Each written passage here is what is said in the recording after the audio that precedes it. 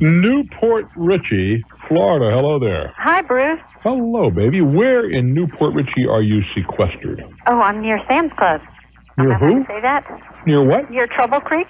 Yes, I know where Trouble Creek is. You're at least a few blocks from me. Yeah. What's on your mind, baby? Well, I have to say that I love your show, and I've been on hold for an hour, but I know it was worth it. My goodness, I apologize. It does happen from time to time. Hey, I'm just thrilled to get to talk to you. Well, here's what happened. We worked for a company for 6 weeks, and we didn't get paid. And What kind of work? Well, we gathered signatures. I got paid $1 a signature, and we were told we could get 20,000 signatures. Hold on. What was the purpose of the signatures? We wanted to get the names and addresses of smokers. Was that in Florida? Uh-huh. I was walking down the street in Ybor City here about a month or two ago, and somebody stopped me on 7th Avenue and asked me if I was a smoker. That must have been the same operation. Yeah. And of course I said no, and that was the end of that. Right.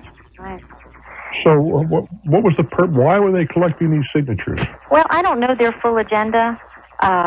But it's a free membership, and then they wanted, of course, to get them on a regular membership, send them literature in the mail, and get donations to, I guess, to help. It's for the tobacco company, obviously. But, obviously we don't know if it's obvious or not. Well, that's what we understand. They're kind of like a PR firm, and the backers are the tobacco industry. That's about all I know. That's what they told you, anyway. Yeah. Right. We don't know if that's true or not. Sure. And, Danny, I want to point out, Danny, it's echoing like crazy, so you can correct it if you can. Go ahead. Okay, so I don't know where else to turn, so I really hope you've got a good let's talk a little bit about this. What do you have to show that you did something and so on for these people? Well, we don't have... Do you have a contract with them of any kind? No, we have only a verbal contract. Well, let's start at the very beginning. How did you find these people?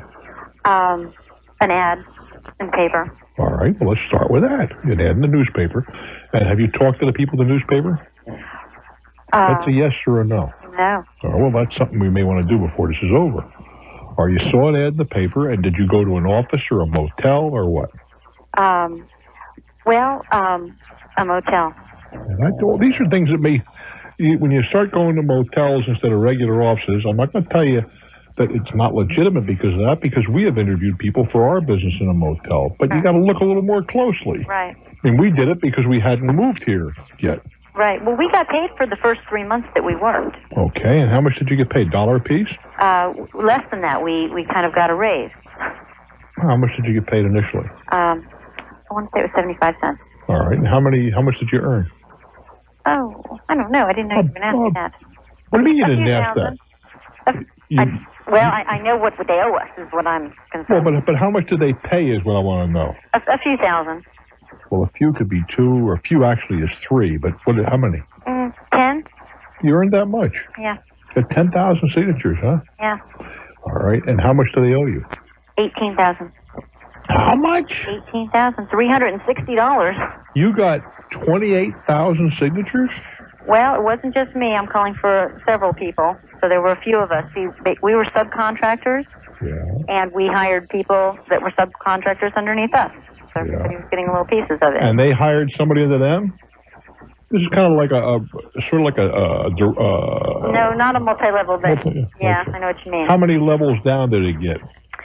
Well, when we hired people, that was the end. Okay. And the guys that you were being paid by, was that the company itself? No, they had a contract with the company. Well, where are they now? The lady that owes us the money, the subcontractor, I guess, and we're her subcontractors, she's in Georgia. In other words, it's sort of like a multi-level thing. I guess.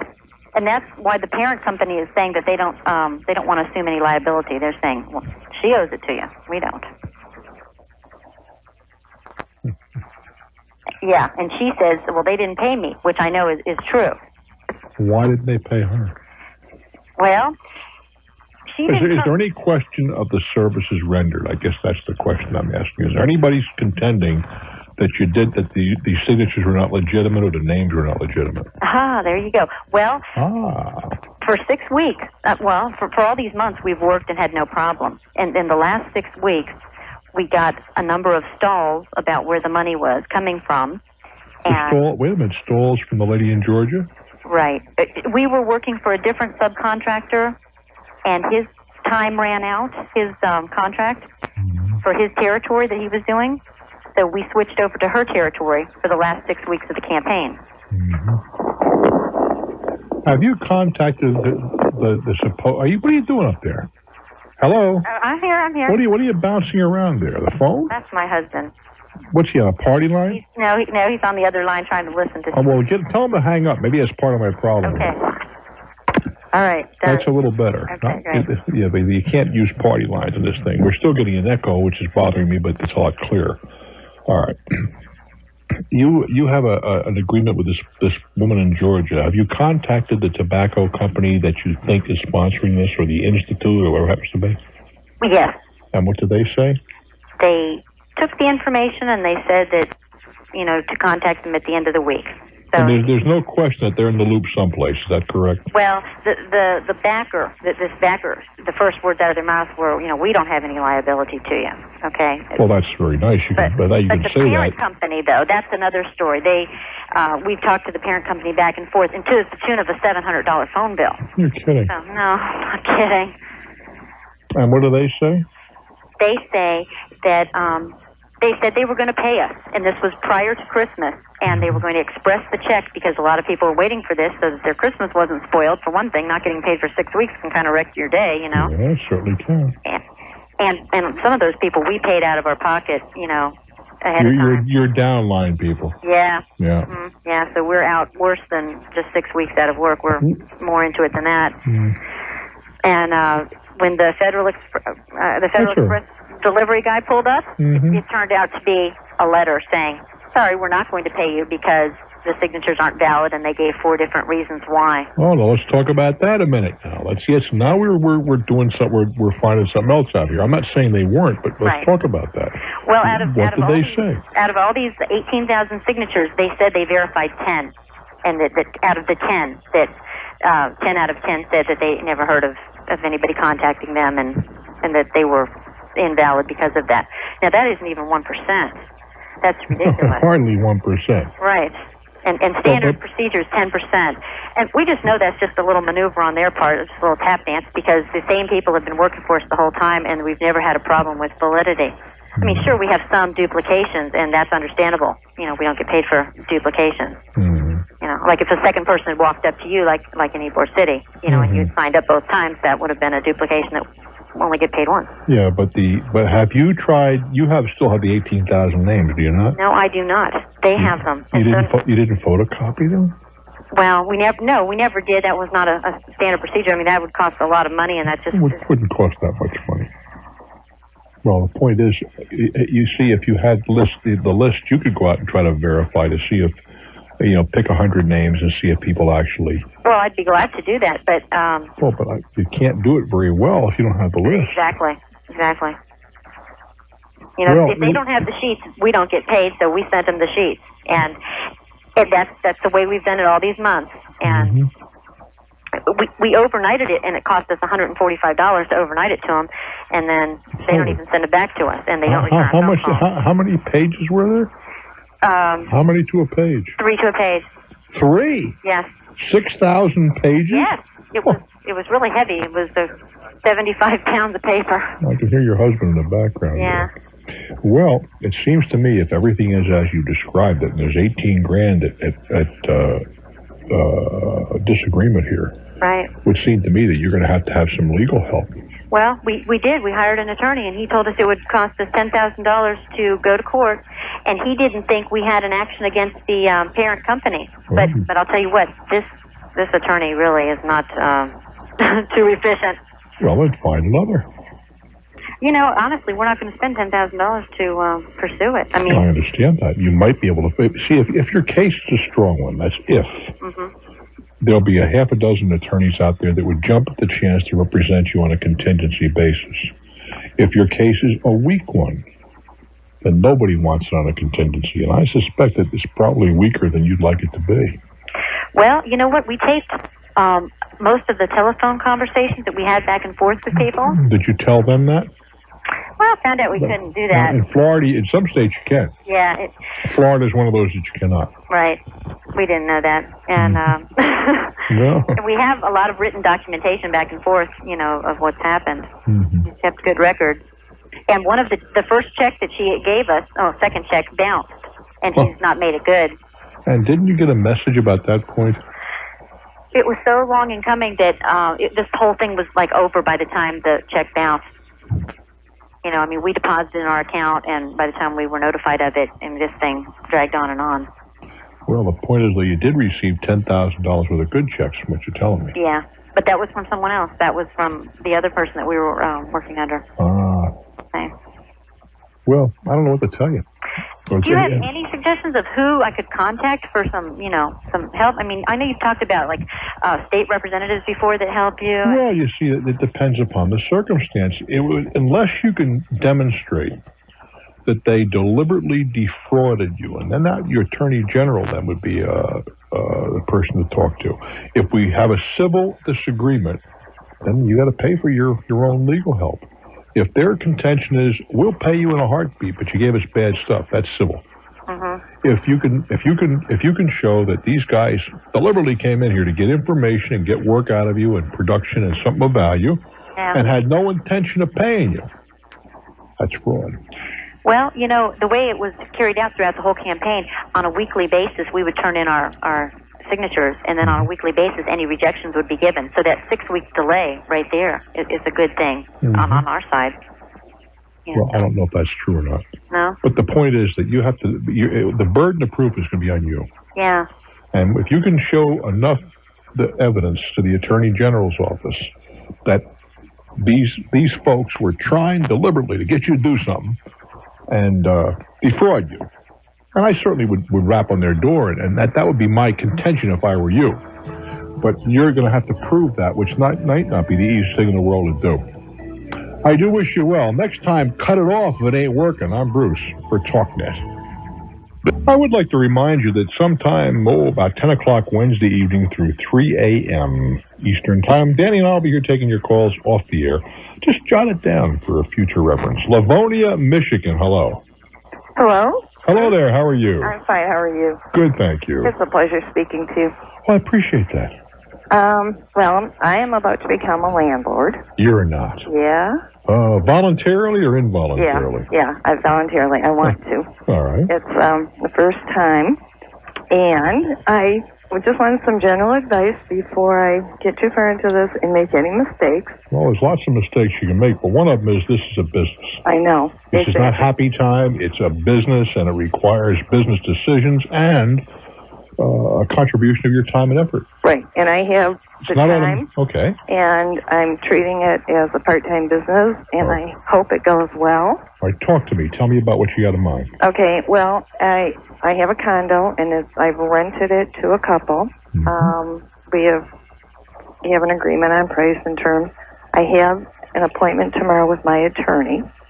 I know you always talk about having an attorney to represent you when you're buying or selling a house. I've never heard you speak about in a rental. Oh yeah, I always have I have a specific, you can buy a lease for 69 cents or whatever it is in the stationery store. Right, and I don't want to do I have not done that. I pay my guy about $50 to draw a lease. Right, well. That is specific for me. And he uses a form, don't misunderstand me.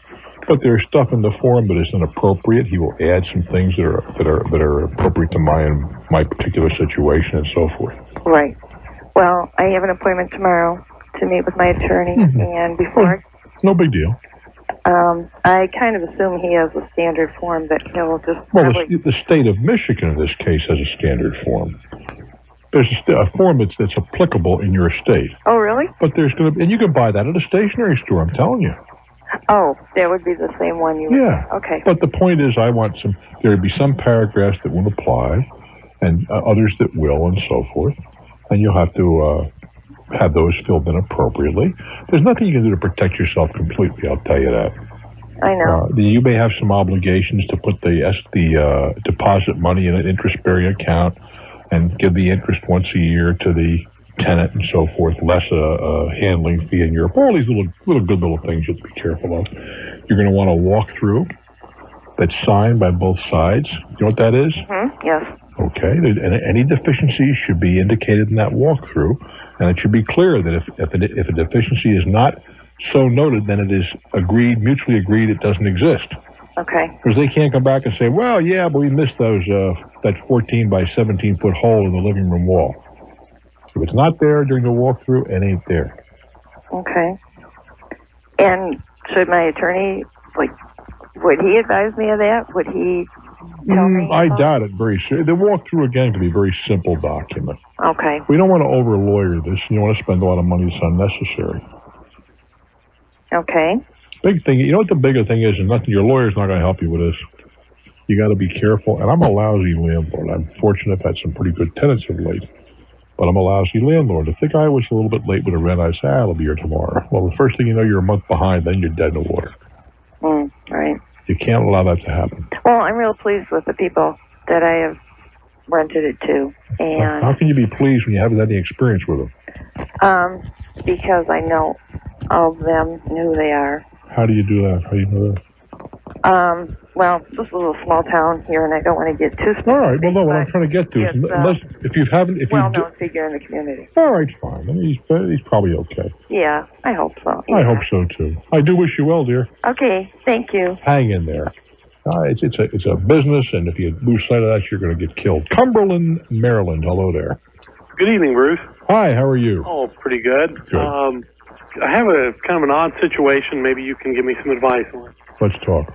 About 7.5 years ago, my wife and I received some not real bright legal advice. We were about $6,000 in debt, and lawyer told you to bankrupt. He did. Yep. I could hear it coming. I could hear it all the way from left field right to home plate. And so we did. Yeah, you did. And Chapter 7. It's not, please? Chapter 7, right? The total discharge. That's the one. It's not a fresh start. It is not like erasing the record. You can't start over again. After the bankruptcy, we weren't even able to borrow money to buy a toothpick, let alone anything else. Anyway, we're now 7 years down the road, 7.5 years down the road. And I became unemployed last January. That's a year ago right now? Yes. As a matter of fact, a year ago Friday. You have not worked for a year? Well, I was unemployed until about November. And I just you didn't do anything at all for 10 months? Other than the typical minimum wage type. But that's not unemployed then, and that says something for you. I mean, I feel guys will call me, I've been out of work for 10 months, I'm a pipe fitter, no pipe fitting jobs. Well, did you flip hamburgers? What, are you kidding me? Me? Yeah, you. Well, yeah, actually it was making beer can. That's fine. I have no problem with that. It isn't something you want to do. That's true. But it beats the hell out of sitting home. I agree. Okay, 100%. So go ahead. Anyway, the problems we had, we were living out of state. We were living out west at the time. Had just purchased a home.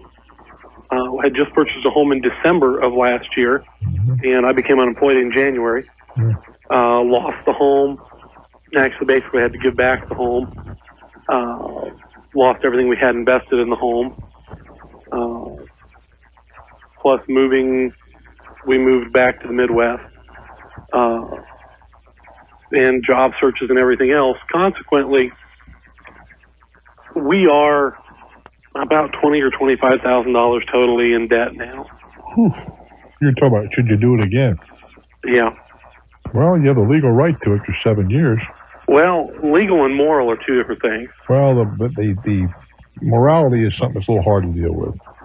But, it depends in some measure. That this is, and I don't really know that I'm capable or certainly not qualified. We're just up on my opinion. You go into business and you lose a lot of money, and the creditors get stuck. I think and I've been stuck as one who has loaned money. That's the hazard of loaning people money in business. Guy tries hard, and the business goes down.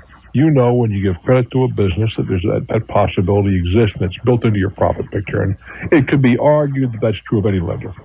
But when somebody goes out and just throws money away on vacations and clothing and cars they can't afford. Let's go now to WHO territory. That's Des Moines, Iowa. Hello there. Hi, Bruce. Hello there. Hey, I had a question. About a year and 3 months ago, a partner of mine and I started a business in the building products wholesale distributor of building products, and we had a really good year. Our sales ended up just under $1 million, which was a little better than forecasted. But this year or then? That was for the year of 1994, just ending. Oh, good. You did $1 million. Yeah, just a fraction under that. We sat down at the end of the year, and after the year at a pretty frantic pace, and we've decided that both of us knew what we were doing as far as a rep's point of view, but we were terribly uninformed about the administrative part of the business, and in an effort to get better organized so that we can handle and do more business next year and give a decent level of customer service, we're considering a business consulting firm, and basically to tell us where we could organize more and be more efficient and so on. And I'd wondered if you'd ever had any experience with using firms like that, or I have used consultants. I don't know if one is necessary in this case. First of all, you're to be congratulated. Serious. Not because of the business you're doing. Well, anybody can do business. Mm-hmm. But it requires a little more introspection to figure out what I don't do well. Because a lot of us think we all do everything well. Mm-hmm. And when you figure out what you're not doing well and hire somebody else to fill in that gap, by golly, then that's the key to success where I'm sitting. Well, thanks. I hope that's right. Okay, now what are these guys going to... They're going to come in and they're going to kind of look at your operation. Let's talk about the business in very general terms. Sure. You said you sell building products on a specialty basis, primarily a pre-finished permanent siding. Okay. To contractors, lumberyards around the state. All right, fine. Now, what is your responsibility in 15 seconds, no more? I'm primarily the sales rep calling on our customers throughout the state and getting them to buy their products from us. Bingo. What does your partner do? He is basically our accountant, and he's the financial mind and the bean counter. He is an accountant by profession, training? Yes. Okay. Now, I don't know how much bean counting is really required. How many employees do you have? We've got 6. What do they do? We've got one person and 2 people in the front office, 2 delivery people. Pardon me? What do the guys in the front office do? The delivery is self-explanatory. You're self-explanatory. Okay. The one fellow in the front office handles inside sales. Is there much of that? Well, yes, there is, because primarily what happens is our business is basically delivery business, and so our customers are constantly calling in and ordering the products that they need for delivery the next week. And by that's what I meant by inside sales. Well, he is nothing more or less than an order taker. Absolutely. That's not sales, really. No, I guess that would be a misnomer in this instance. Don't you agree? Yes, I do. You're a salesman. You're out there beating people's brains out to take your products. Yeah, unless he happens to get them to take more peripheral products than they might have. Okay. Then that... By and large. He's an order taker. Yes. Okay. And then the other person in the office primarily does the data entry into our computer. Another clerk. Yes. And where's your partner? What's he up to during this is all going on? Well, he primarily oversees them, and the situation is such that I was in this business for 6 years prior.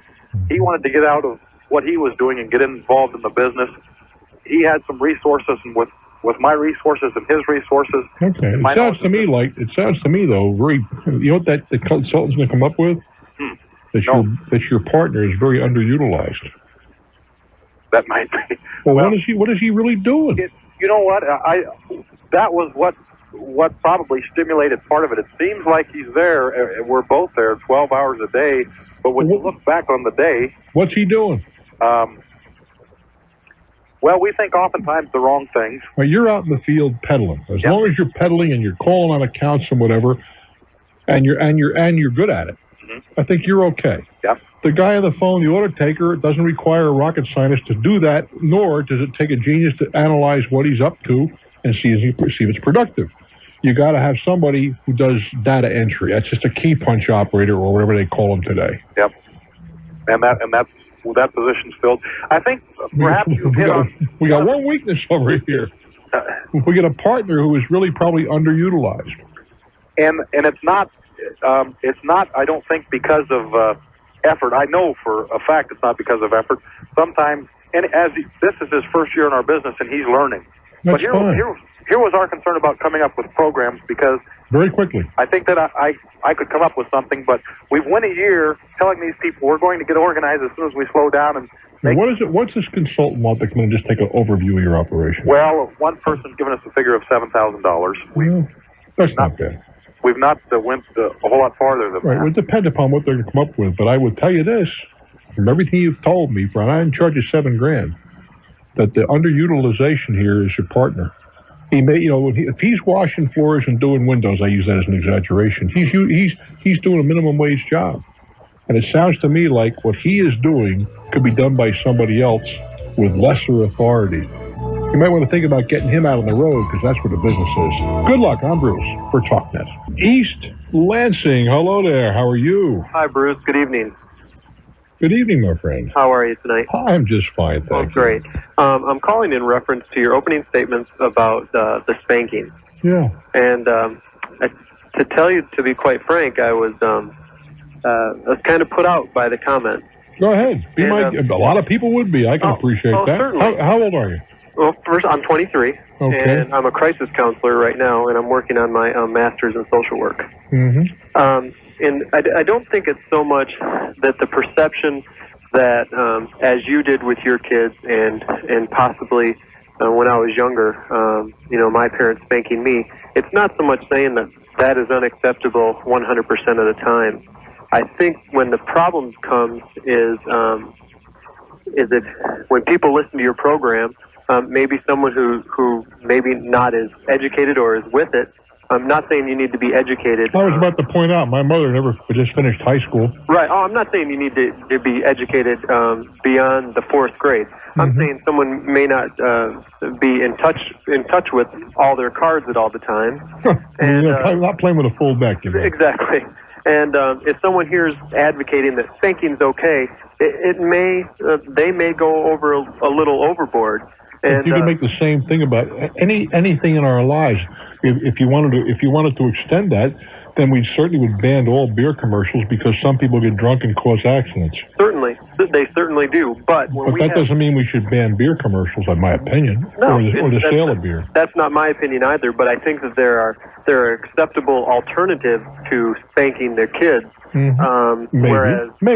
Maybe. Pardon? Maybe. There certainly are. That was the position this lady was taking. It is never necessary to spank a child. I don't agree with that. Okay. Well, when it's believed that, and I just have one statistic. I don't have a bunch of them, but I do want to say this: is that when it's believed that more children under the age of 5 die from parents inflicting injuries on them, more die from that than tuberculosis, whooping cough, polio, measles, diabetes, rheumatic fever, appendicitis, and various other... But the only 2 diseases that aren't in check that you just mentioned are diabetes and appendicitis. The rest of them have been wiped out by medical science. Could you have made that same statement a century ago? I don't know if I could or not. No, because those diseases were rampant then. They are not today. They're not existent, most of them. Well, most of them, if if parents don't take their kids in for their... Wait, hold on. You're a college grad. You're a master's candidate, and I appreciate your ardor. But the argument that something is more than polio in today's world, or measles, those are or diphtheria or whooping cough. These things have gone away out of our lives. They're just names now, for the most part. So it's not a good argument. But we're getting off the topic. Well, then why did you use that for I'm serious. It's a great statistic, which is meaningless. Because it brings attention. I'll bet there are more kids that are being burned with cigarettes than die of bubonic plague. Well, we don't have bubonic plague because we don't have any bubonic plague. But my point is that even though I think it's terrible, even though, okay, you're correct in the statistical information that's saying that, yes, those diseases are more outdated now. I hear that. But by you saying that you don't feel that Let me recapture what I said. Okay. What I said was that the generation of kids we have today, and this sounds like Pericles talking 2,000 years ago, nonetheless, they are demonstrably less respectful of law and order. Okay. They were encouraged by a generation before them to demonstrate against the establishment and whatever. Mm-hmm. They had a generation of parents, or frequently, certainly not all of them, right, but a generation of parents that believed that you could reason with a 3-year-old.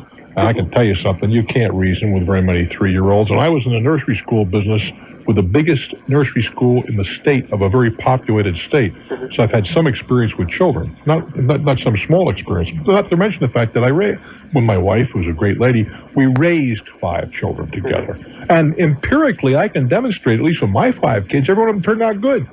That's fabulous. Well, but the point, and they all, with the exception of Kelly, who never misbehaved, a little,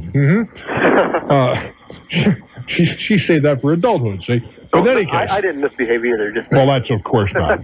Of course not. What I'm saying is, I don't maintain that you ought to be out whipping kids and beating them up and bloody. Right. But there's this case that happened here a few months ago where a woman, which was precipitated, this was just in a supermarket, where a woman whapped her kid in the supermarket because the kid wasn't behaving, and the supermarket people turned her in for child abuse. That's absurd. Is that a pattern in her house? How the hell would the person who in the supermarket know that? That's a predictor. Oh, cut me a break. You don't think that's a predictor? No, I do. It may be that somebody who doesn't hit a child ever is not going to hit a child in a supermarket. But the fact that a kid got a whap on a butt in the supermarket doesn't mean we're dealing with a child abuser. Okay, and clearly it has nothing to do with the guy working in the supermarket. Okay, you said a whap. I didn't know if it was a whap in the head. Because being a crisis counselor, I talk to parents when they're saying, I just smacked him in the mouth. Now, a smack in the mouth, to me, is a smack in the head, upside, in the face. Man, I probably smacked my kids upside of the head, too. What do you think of that? Not real hard, but smacked them. But I'm saying that some parents... Look, you're absolutely right that some people lose control. But some people drive cars at 100 miles an hour. Should I take your car away because of that? No, but don't some people shoot people with guns. Some people shoot people with guns. Does that mean we should take guns away from everyone? And certainly some people stab people. Yeah, guns in general. I don't believe guns. I still believe guns don't kill people. People kill people. And I'm not in the NRA. Right. And furthermore, right adjacent to where I'm sitting in my living room here, there's a whole rack of steak knives.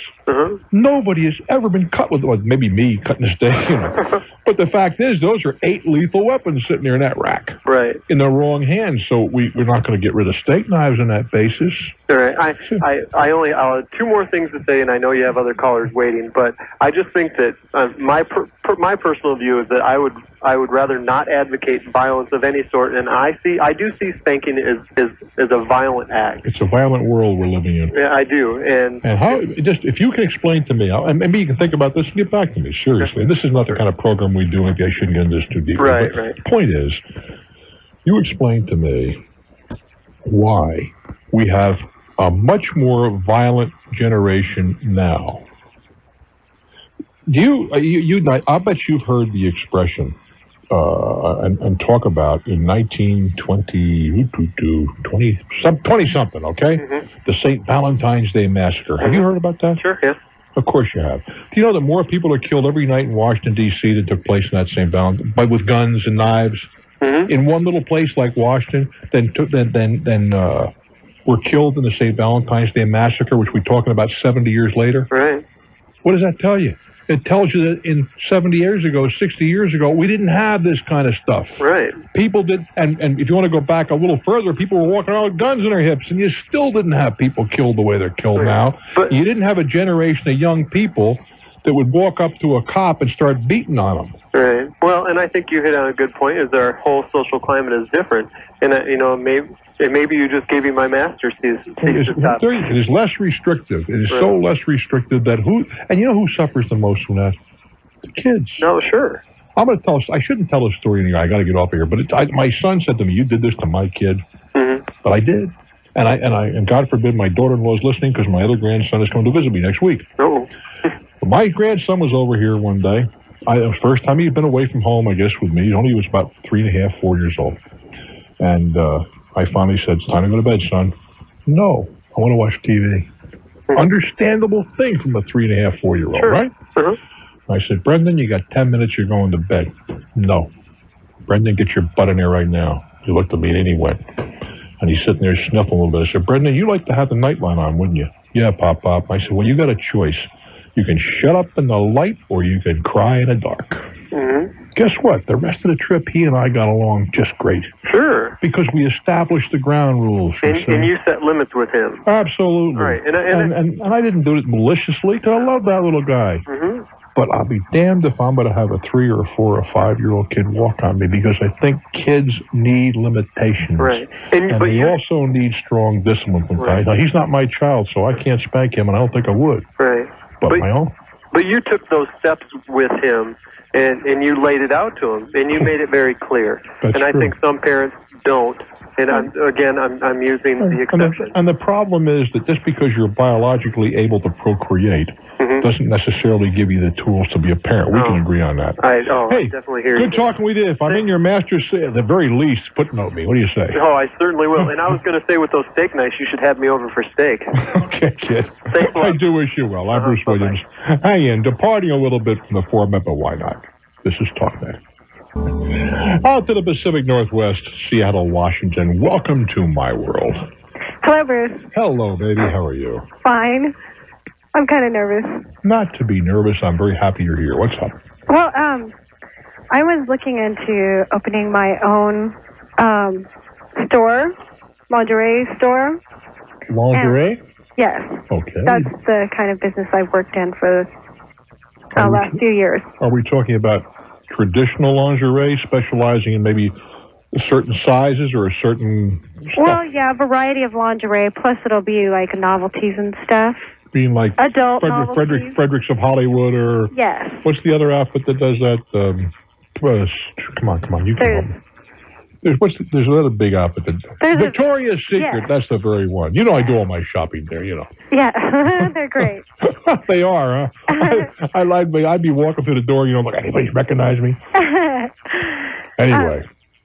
That's why they used to have brown paper wrappers, you know? Yes, we use black, so... But no more. Now they... what's another story? Anyway, okay. You went up to a lingerie place, and you have considerable experience in this area. About 7 years. Well, that's considerable. How old are you? 29. Okay, fine. I mean, you're mature enough to know what you're doing. That's cool. The thing is that I don't have no money. Well, that's a problem that most people have when they want to first go into business. And a lot of people have been telling me that there's government loans out there for women. Well, there are. And that's what I was... There's an advantage to being female. There's no question about that, because why are you laughing? I'm serious. There's an advantage because you get minority status, even though technically you're not a minority. Right. There's more females than there are males alive. Right. Just slightly more, but there are more. Yeah. But the fact is, you do get this special preferential treatment from organizations such as, but not limited to, the SBA. Right. There was a bank that tried to specialize in women's affairs and loaning money to women. Oh, really? Yeah, they went belly up. They went broke. They did? Yeah, absolutely. They only loan money to women's businesses, whatever, and they went broke. So that didn't work out so good, did it? You have no money, whatever? Not really. I put it all into my house a few years ago. Well, that's fine. How much you got in your house? How much equity? That's what I mean. Probably around 10. That's it? Yeah. Are you married? Yes. Will you sell the house? I don't want to. I didn't ask you if you wanted to. Oh, will I? Yes, will you? Yeah. Why are we laughing? This is serious stuff. stuff. I get nervous. Okay, because that's serious. I know, but Would you say, if you're not prepared to sell your house, you're not serious? It is simple as that. It would be talking my husband into it, though. Well, then the next question is, will you divorce him if he says no? That's a serious question. I don't think so. Okay, then we're not as serious as you should be. Because these are the people out there that you're going to compete against. Yeah. That would rip out your throat in any business.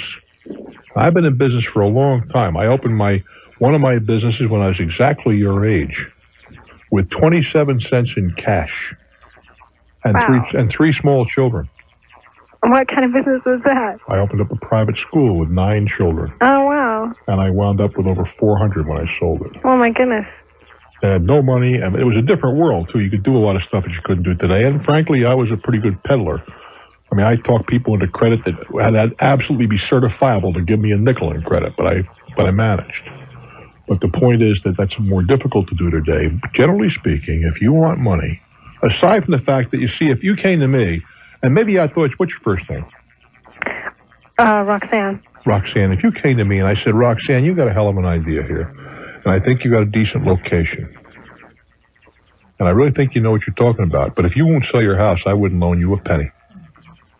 Okay. You understand why, Roxanne? Yes, I do. I want everything committed. I want your engagement ring in the hot shop. Yeah. I want everything you got in the world committed to the project. Well, that makes sense. And I don't think that's unreasonable. I sold the very school that we're describing to you.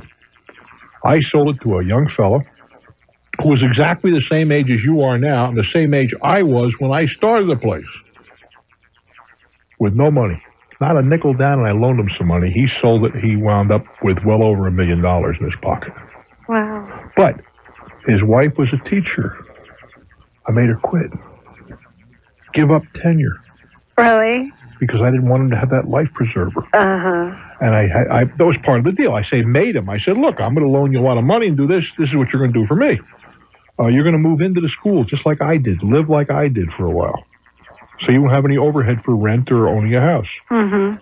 Well, the same thing is true. If I were going to finance you, I'd say, let's find a place where you get a store in the back room where you and your husband. Do you have children? One. Okay, well, you guys can live in the back of the store. Yeah. I mean, that's not nice, not pleasant. No, I wouldn't. But that's the sacrifice that I would require of you. And frankly, most of the money's going to come from people who love you. Uh-huh. Your parents, that kind of stuff. Yeah. It's that kind of a world. But let me tell you something. In my opinion, it's worth it. Because the beneficiary of your 30-hour days and you doing stuff that you would never do for anybody else and you making it work is you guys. Mm-hmm. Because you're the guys who are going to make the best revenge in the world of people like me is live well. Yep. You see what I'm getting to? Yes, I do. But it's not easy, and it shouldn't be easy. Matter of fact, if it was easy, it would be lousy because everybody would be doing it. There'd be no room for you. But if it was so easy, by the time you had to be 29, the world would be all plugged up with everything and you would be no opportunity for you. But it's my opinion, in my personal opinion, there's so much opportunity out there. And there's so many ways to make it happen. If you have some unique ideas and you're willing to work your butt off and all that sort of good stuff, you can start a business. You can borrow money, but you're going to have to commit yourself to it. And there's nothing wrong with not being committed. But better to find out you're not committed, Roxanne, at the very beginning than after you're into the thing. One of the things I've invested in several young people, loaned them more money than they ever knew existed. And I've never lost, by the way, so far. But I want them painted into a corner. I want them so tight they can't breathe. Every nickel, every fiber of their being, I want everything committed to the project. Because I know, having been in that corner, if there was a way out, I'd have gone out the back door. I don't want there to be a back door. Good luck, sweetheart. I'm Bruce Williams. This is Talknet. Alrighty, to our nation's capital, WRC country, Washington. Hello there. Hi, Bruce. How are you doing? Good, thank you. We have about 2 minutes. Thank you. Let's spend them wisely. What's on your mind? I hope you can give me some direction with this problem. I live on the ground floor of a 3-story apartment building and have been here for almost 2 years. Mm-hmm. There's a TV antenna on top of the roof of the building that has provided me with excellent reception up until about 2 months ago. Mm-hmm. One day the reception just quit on me.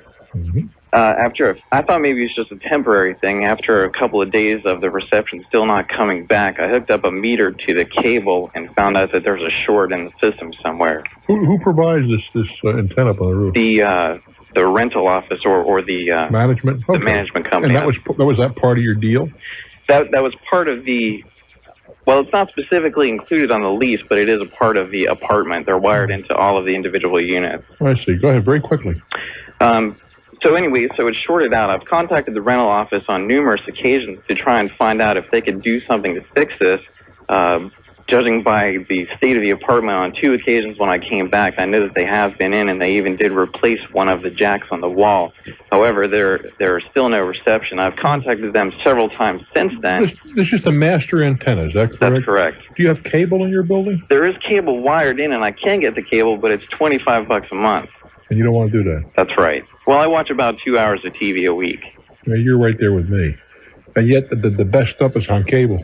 I'm serious. The very best stuff, in my opinion, like Discovery and AMC, are on cable. No, you're right. Right.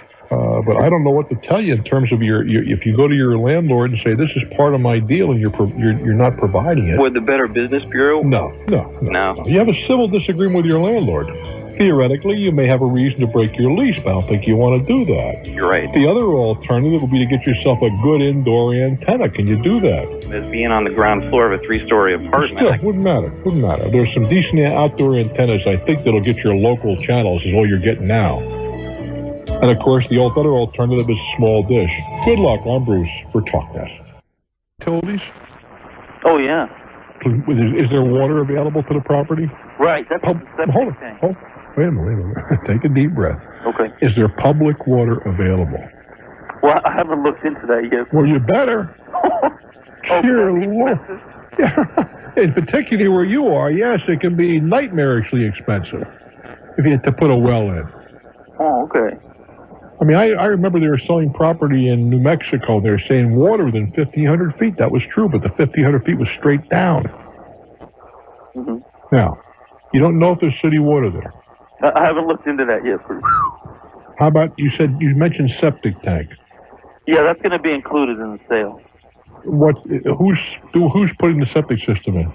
The mobile home company. Oh, they're selling you the property too, is that it? Right. For the 10 grand. Well, it's awful cheap, man. A septic system has got to be worth $1,500, $2,000. Oh, that much? At the very least. That's cheap. Mm-hmm. So, what I'm trying to get to is what's an acre of land worth in this where you are? I think the acre of land's about $8 grand.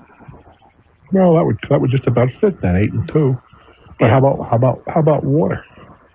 Well, you see, Bruce, I don't know. I thought water was free. You couldn't be more wrong.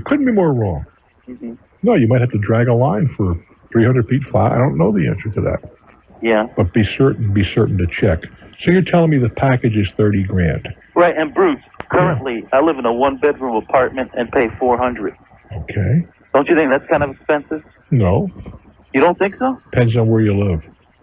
Oh, okay. I own a 1-bedroom apartment. I bet it's smaller than yours. How many square feet do you have in your apartment? Do you 600. know? Oh, yeah, mine's bigger by 6 feet.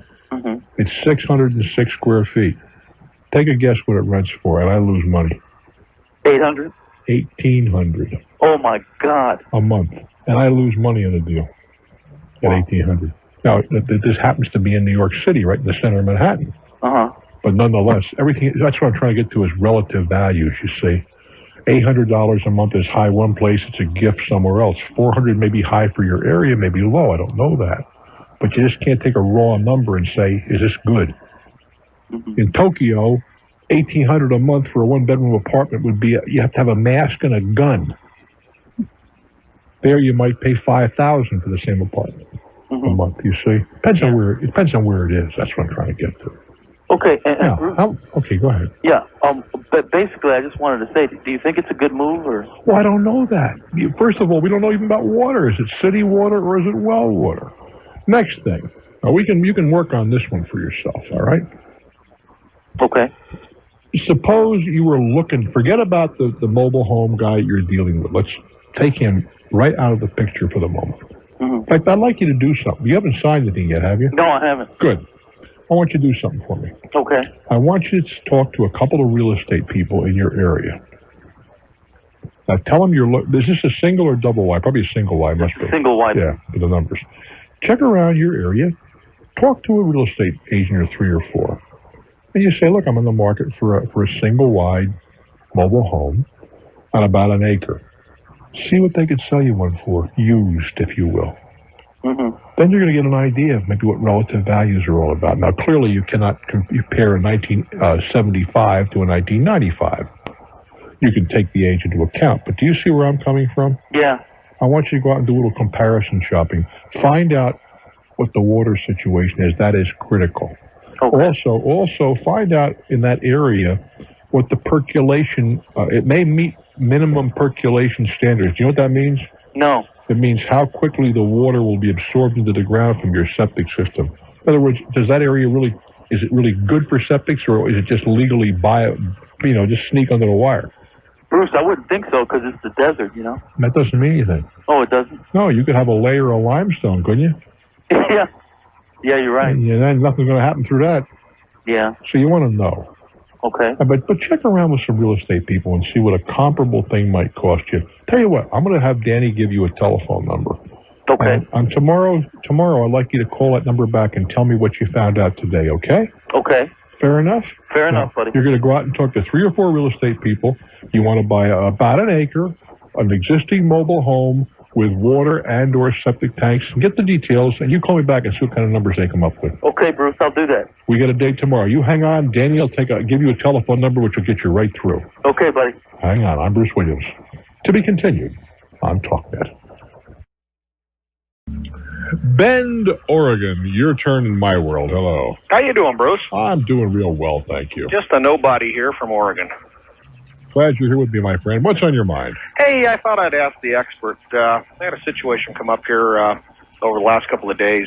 I'm an independent trucker, and I had a customer of mine. I had to get in there late to unload, and I had an arrangement worked out with one of the guys working there, one of the forklift guys, and I'd pay him to unload me if I got in there late, and hadn't been a problem. I'd done it on a couple occasions. Yeah, is that an acceptable practice? I don't know. Yeah, it sort of helps everybody out. It gets me unloaded and reloaded for the following day, and gets the customer his product. And where does this product go, though? Does it get into some secure place, or? Oh yeah, it's into the customer's yard. Okay. And what do you haul? Lumber. Oh, okay. No, nobody's going to walk up and steal a truckload of lumber. Right. You need a forklift to unload. Yeah, if it was electronic parts, that'd be a different matter, wouldn't it? Right. Anyway, had never had a problem with this, and the last time I wrote the kid a check, and for $20, and didn't think anything about it. Everybody was happy. The customer was happy. Everyone was happy.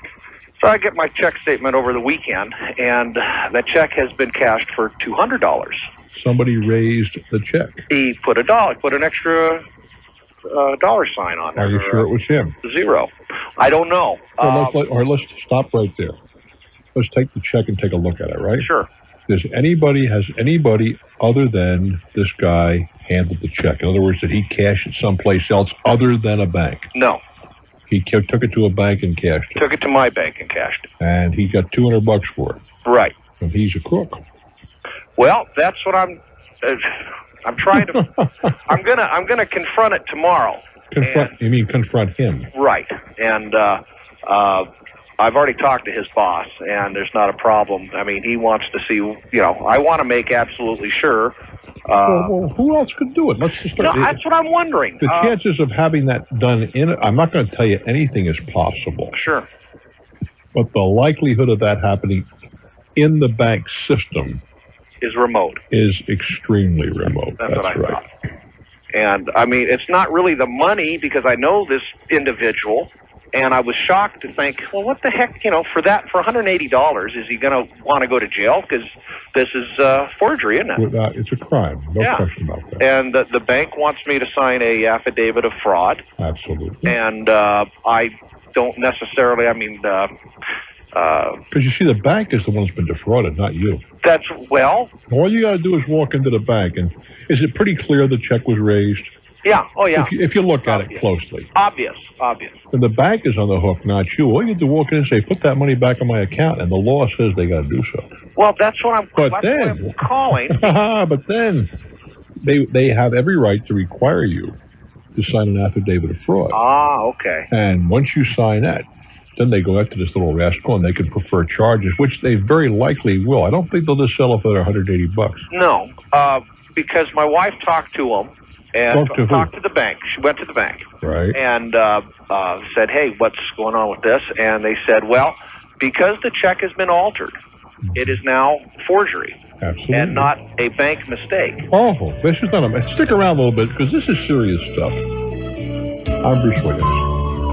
This is Talknet. I'm chatting with a gentleman in Bend, Oregon, and I deliberately kept him over because this is pretty serious stuff, and I think a lot of people, what difference does it make? He gave a check to somebody for $20, who he knows, and the guy raised the check.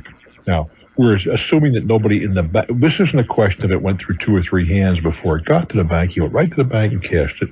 And clearly, when you look at it, it doesn't require a handwriting expert to figure out that this has been altered. That's about the size of it, right? Yep. Okay, the bank in all likelihood will not take a charitable view of this and just say, give me my money back. The bank, if you sign that affidavit of fraud, very possibly will prosecute. How old is this kid? Oh, I would say, well, he's not really a kid. I would say he's probably mid-20s. He's an adult. Yeah, oh yeah. Now, we're not talking about a juvenile here. Right. Well, in that case, he may have a serious problem. Now, you've been pretty generous so far. You said you've talked to his boss. Yeah, I've not yet talked to him. I've tried to talk to him it on seemed the phone. to me, if I were... and what happened there? Message on the answering machine. I will more than likely see him tomorrow morning. He didn't return the calls? Not yet. I've given him 3 messages. And told him pretty much that I know I need to speak to you urgently. Please call me. I'm surprised his boss hasn't taken a more active role in this. If it was one of my employees and he did it on my premises driving my machine. That's what he said. What? He basically said, it's my call if I want him gone. The boss? Yeah, oh yeah. Oh, absolutely. I got news for you. If he's working for me, he would be history. Well, if he'll steal from you, he'll steal from me. That's what the thing. Before I get this guy cut loose, and you're not getting him cut loose. Well, the thing is, I want to make sure I'm not hanging him before he's been tried. Well, wait a while. Hang him after. Hold the phone. First of all, it is not your function to try him. Yeah. That's what the system is all about. Right. And if he has to defend himself, that's also what the system is all about. But if you came to me, and I have, as you know, an interest in several business ventures, and I'm trying to think of an analogy, and I really can't think of one. It doesn't really matter. Well, guys that unload your trucks. Yeah, all right, fine. We have trucks, and this had happened. I got news for you. I have tended over the years, when we've caught someone stealing, and it's happened on more occasions than I like to remember, I have tended to be, what the hell, look, it's go forth and sin no more. And listen to me, on every single solitary occasion that I did that, the son of a came back and stole again. Yeah. Every time, not 90% of the time, not 80% of the time, every time we've nailed somebody, and we've nailed some people stealing some pretty substantial amounts of money. Sure. And then we also had the 17-year-old little girl who was flipping $10 at a pop. Well, we got an ironclad policy in my businesses: strike one and you're out. There is no appeal, none whatever. If we got you, you're gone. Now, this is a felony he's committed, correct? Well, he's done something more serious, because not only did he steal the money, but he also altered a bank draft or check, which probably was presented at a federally insured institution. Right. Which is another problem. Right. And his boss is saying, well, if he'd steal from you, an outside vendor, I'm sure he'd be stealing from me. What did I just get through saying? That's exactly right. Now, what are my responsibilities from here? Now, if I can recover the funds from this guy directly without going through the channel, that's entirely up to you. Or no? No, I can't deal with that. The problem with that scenario is that, I can hear people saying, well, maybe his kids didn't have any milk, his wife was in the hospital, that's not his cat had a hangnail. I don't know what the there's no excuse. I don't know what the answer to that is. I mean, sure, remember the Jean Valjean stole a loaf of bread and Les Miserables, the whole routine, right? So there's always this justification. Well, if that's the case, how come he didn't come to some of his friends? Even his boss said that. He says if there's a problem, exactly what I said. He's part of our crew. That's exactly what I said on a couple of occasions. If the individual had come to me and said, look, I need the dough. That's right. And on a couple of occasions, the reason the money was needed, and I'm not going to get into that here, clearly was outside what we would consider normal behavior. Well, more than anything. But outside of that, you steal from me, you'll steal from him. Well, I feel betrayed. I mean, I know this kid. I've dealt with him several times. Yeah, I understand that. We all feel that and way. it's like, it's not even the money. It's like, what the hell are you doing? I understand that. And I'm really shocked that this even happened to begin with. But I'm with his boss. Yeah, okay, good. If he steal from you, he'll steal from the rest of us. That's what I wanted to find out. In my case, I'll tell you right now, I was Mr. Softy for years. And fortunately, I had people working with me. In one case where my manager said, the individual goes or we go. We're not working with a thief. So what would be my next step from here? Go to the bank, sign the affidavit? I think I'd go see them tomorrow. I'd go talk to his boss. And I'd come to a conclusion with his boss how you want to handle it. Okay. But as to whether you want to prosecute him or not, that's another matter. Right. Well, that's you know. But the bank has an obligation. I'm sure they told you that. They'll give you the money back right away. Okay, because I'd like to see what he has to say. I do that, but their teller, the bank's teller, was clearly foolish. He did not examine the check very carefully. Otherwise, they would have noticed it. Now $20 and no cents. Right. And my printing is I very understand. legible. The teller who handled that clearly erred, but that's okay. What can they do in that point? Say, hey, I can't cash this for $20. Is that what they'd say? Absolutely. This check, they don't need not only that, but they can keep it. Yeah, and they call the cops on them anyway. No, they wouldn't necessarily call the cops, but they'd call their manager and see what the hell's going to go on. Yeah, but that's history. That's history. Well, it's surprising that for $180. No, it's not. Really? No, it's not. Huh. Just an opportunity. We've caught people clipping $10 at a pop out of the cash register. Yeah.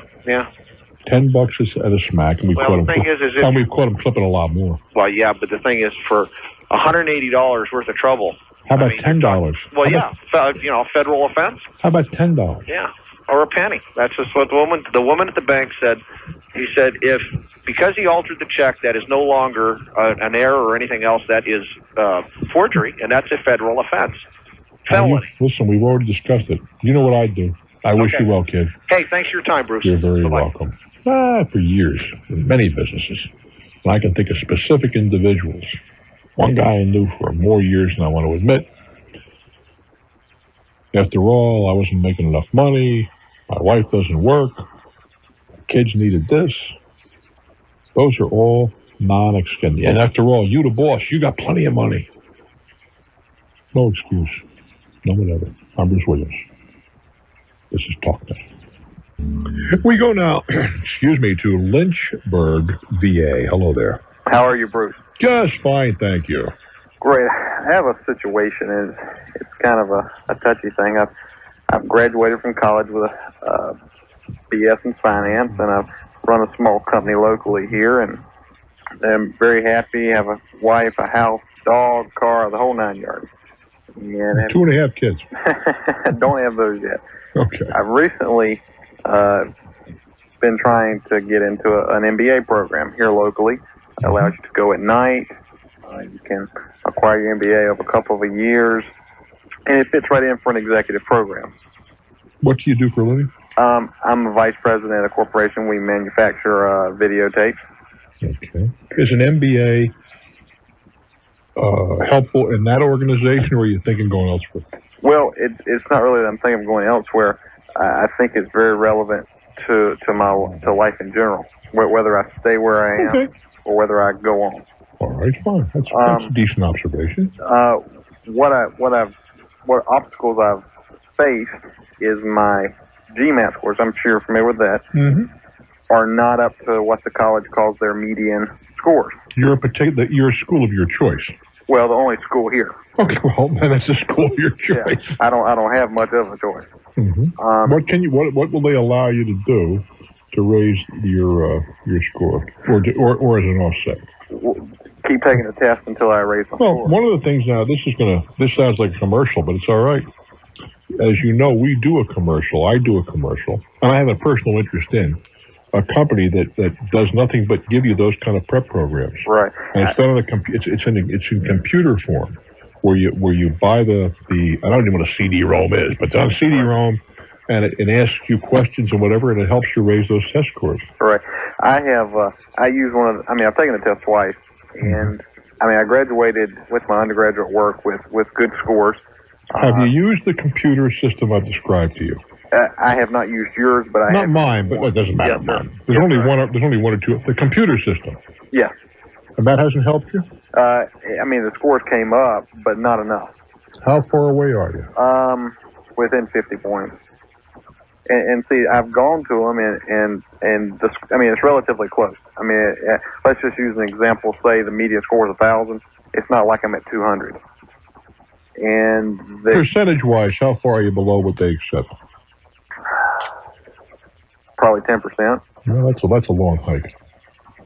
And so when I factor in my undergraduate, with that, I've gone to them, and they basically told me that they're not interested in allowing me to go in on probation, this, that, and the other. Well, the answer is to get some people don't score well on tests. It's simple as that. I'm a high test scorer. Doesn't mean I know a damn thing. It really doesn't. But I do well I test well. And I've met people who know so much more than I about a particular area who've tested way below me. Right. They just don't test well. But testing you can, for the LSATs, for the SATs, for all of these things, for police examinations and the rest of them, you can raise your scores materially by these different prep programs if you pay attention to them. Now, how much effort did you put into that prep program? Pretty decent amount. I mean, well, let me ask you a very simple. What's your first name? Chris. Now, I want you to think about your answer, Chris. Yes, sir. Did you give 100% to the prep for that test? No, sir. Then, Chris, you got to. That's an honest answer. But if you gave 98%, that's not enough. Right. I gave 100% of my time. I no, your time doesn't mean a damn thing. Did you get right now? 3 feet from me is a user manual. All right. And you must know, if you listen to me at all regularly, computers and I could get married because we sure as hell aren't related. All right? However, I have to learn how to use this computer-like device. Now, I'm told by all kinds of people, boy, Bruce, this is a cinch. You're not going to have any trouble. And I've also told by someone who's supposed to know, reading the manual is very confusing, but when you get instructed, this is do you know what GPS is? Yes, sir. Okay, this is a GPS for the airplane. Now, my life's going to depend upon me using this damn GPS appropriately. Right. And I'm sitting here reading that manual and thinking, ain't never going to happen. I'm going to beat this system, I'll tell you right now. I'm going to learn how to use this GPS like a champ. But if I don't, you can depend on one thing. You can bet your life on this, that I will give the study of this particular thing, which is laying right on my coffee table, I can put my foot on it, 100%. Right. And I think that's the whole key to life. Nobody can ask you to give more than 100. But if you give less, you're a failure. That's what it comes down to. I don't think that you should have any right to go back to that school and say, make an exception for me. If you could look them right in the face and say, by God, I gave 100. I did everything I could, and I'm still 10 points off, and I have no quarrel with that kind of a case. But you can't do that. Not this time. It seems to me, Chris, go back to the system you used, buy another, put the time in. Because you may not test well. Some people don't, and you may know your onions. I'm never going to quarrel with that. But the fact is that many things that we do in life are test-oriented. You want to get into the most undergraduate programs, you got to pass the SATs, right? Right. You want to go into many graduate schools, it's the graduate records and the rest of that. You want to go into be a police officer, you got to pass the police test. You want to go to Catholic high school, there's a Catholic entrance test. You want to become a nurse. And there's just, we have found, and it certainly isn't a perfect science, that there are certain things one can ask, and that they're sort of predictors of success, or at least it helps weed out people who won't succeed. And it could be argued, as was argued in the town where I used to live. I still have a business interest there, and I go there from time to time, and they're arguing that there's I don't know the number, let's say it's 30% minority population, but only a 5% minority representation on the police force. And one of the fellows in the council who happens to be a minority background, and I think he was a cop at one time, I don't think that's relevant, But he said the reason that they don't have as many of the minority kids passing the test is because they can't afford the $3,000 prep that other guys are taking. That may be the case. The answer there is go out and get a part-time job till you got $3,000 and get prepped. Right. If that's what the system requires, I don't think that the town or the community ought to pay for that prep. Now, as I mentioned, I do a commercial for a company that does nothing but issue these CD-ROMs with preps on them. That could be argued that I know that before you take your law boards in almost every state, most graduates of law school take prep courses for the law boards, do they not? Right, yes. What's wrong with that? And well, if you can't afford it, too damn bad. Then stop studying for a while, go get a job till you make the money that you can pay for it. That's our system. It's not a bad system. Let me ask you this. On a different subject. Yeah. I've always wanted to work on Wall Street.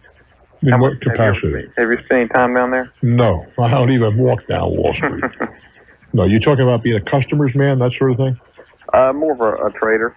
Well, that's what I said. That's called a customer's man. Okay. Unless you're going to trade for your own account. No. Yeah, well, that's that. You have to be tested for that, too. Right, a serious that's easy. If you can't pass that test, you don't belong there. Really. Again, you get prepped, but that's relatively easy. I knew a guy used to teach the course, and he wasn't a rocket scientist. I guess I wasn't really calling for your sympathy. It's not sympathy. I'm not getting, and you didn't get any either. They've given me the chance to go before the board with a letter. Mm-hmm. And I was just wondering, at what point I've pulled some letters of recommendation from businessmen in the community. Mm-hmm. And I know, just like you said, I mean, I can't go in and say I gave 110%, 100%. I know that, but I also know that I've taken the test twice, and I know what I can do. And I think if I take it 5 or 6 times, sure, I think I'll get the score. That's what they rate you on. Then take the damn test. If that's what it has to be. I'm not saying that's right or wrong. It's a system. Right. It's not a system that I think is so bad when you come right down to it. What I do very much object to is having tests and standards and whatever, and then making special exceptions to those standards, because that is the start of the decay of the whole system. I do wish you well, my friend. I'm Bruce Williams. This is Talknet. Front Royal, VA. Hello there. Hello, Bruce. How are you? I am just fine, thank you. I never thought I don't have any problems to tell you, but I just wanted to tell you last night when I was lying in bed with my little radio and my earphones and feeling and thinking about the past couple of years of things that have happened and having a hospice patient, all of that, I was thinking to myself how things weren't really going all that well sometimes, and you came on with your story about the lady on the airplane. Well, let me very briefly. It was a lady on an airplane with a very severely handicapped child, and I said at the time, handicapped, and not handicapped, but you mentioned that so there must be a very special place in heaven for ladies like that. That's exactly right, and I can't tell you, it left me with such a good feeling when I hung up, because I'd said my prayers just before then, and after I hung up, it was almost like an answer to my prayer. It was as if you told about that wonderful lady, that she was about 40 pounds, as I remember. Yeah, the child or a young adult or whatever. 29 years old, you said. Right, that's what they started she couldn't hear and she couldn't see. Was blind. Pardon me? Blind, deaf, and with an IQ and couldn't hear, and someone had taken her to the restroom, and you asked the flight attendant about her. Right. And I thought that you put everything in the proper perspective, and I don't have any problems to talk about now, and I just wanted to tell you that I've been listening to you for about the last 6 months. Oh. And I'm usually when my husband's asleep, and I have the little earplug in my ear, so he doesn't hear anything going, and it's usually about 1 o'clock in the morning. Indeed. So you've really, it's been wonderful. And, well, thank you. I said at the time that maybe the reason that this person lived was to touch others' lives in the way that I described to you. I think that's true. That may be the case. Pardon me? That may be the case. And I mentioned that to several people today that I told about the story. So it seems like it's apropos to end your show tonight. Are you just getting ready to go off? Yes, I am. I thought you were. Well, you started it out last night with that story, and I just wanted to let you know I think you touched a lot of people by telling it. Well, thank you very much for sharing. I appreciate that. If it helped someone someplace like yourself, it's all worthwhile. Thank you again, dear. Jim Harmon is our engineer of the evening. Yes, sir. Walter Hassett is at Master Control. Mr. John Queenie, the former pro wrestler, is our operations guy, and Dan Rudd, the producer. Hey, it ain't easy, kids. But give it your very best shot. Try and do what's right. I'm Bruce Williams. Keep it. Is going to continue, and because so many of the people in the development have had problems with the same unit, we kind of wonder if there's anything we can do as a group, either with the builder or the... We're back to the same problem, and you don't want to say, I have a possibility of being right. Well, no, I think... It's just too damn cold where you are. And Bruce, I know a lot about the profession I'm in, but I know nothing about heat. Well, I don't know much about him either. Right. Other than, Danny, do we have anybody call? Danny, are you there? Okay, I'm still looking for somebody who is knowledgeable with the area of heating and air conditioning at 703-413-8381. A heat pump is nothing more than a glorified air conditioner. Well, I hate to use ignorance as an excuse, but when, I won't say that we didn't have a choice when we built the home, but everybody has a heat pump and central air out here, and we kind of went... Well, it means everybody screwed up. That doesn't make it right.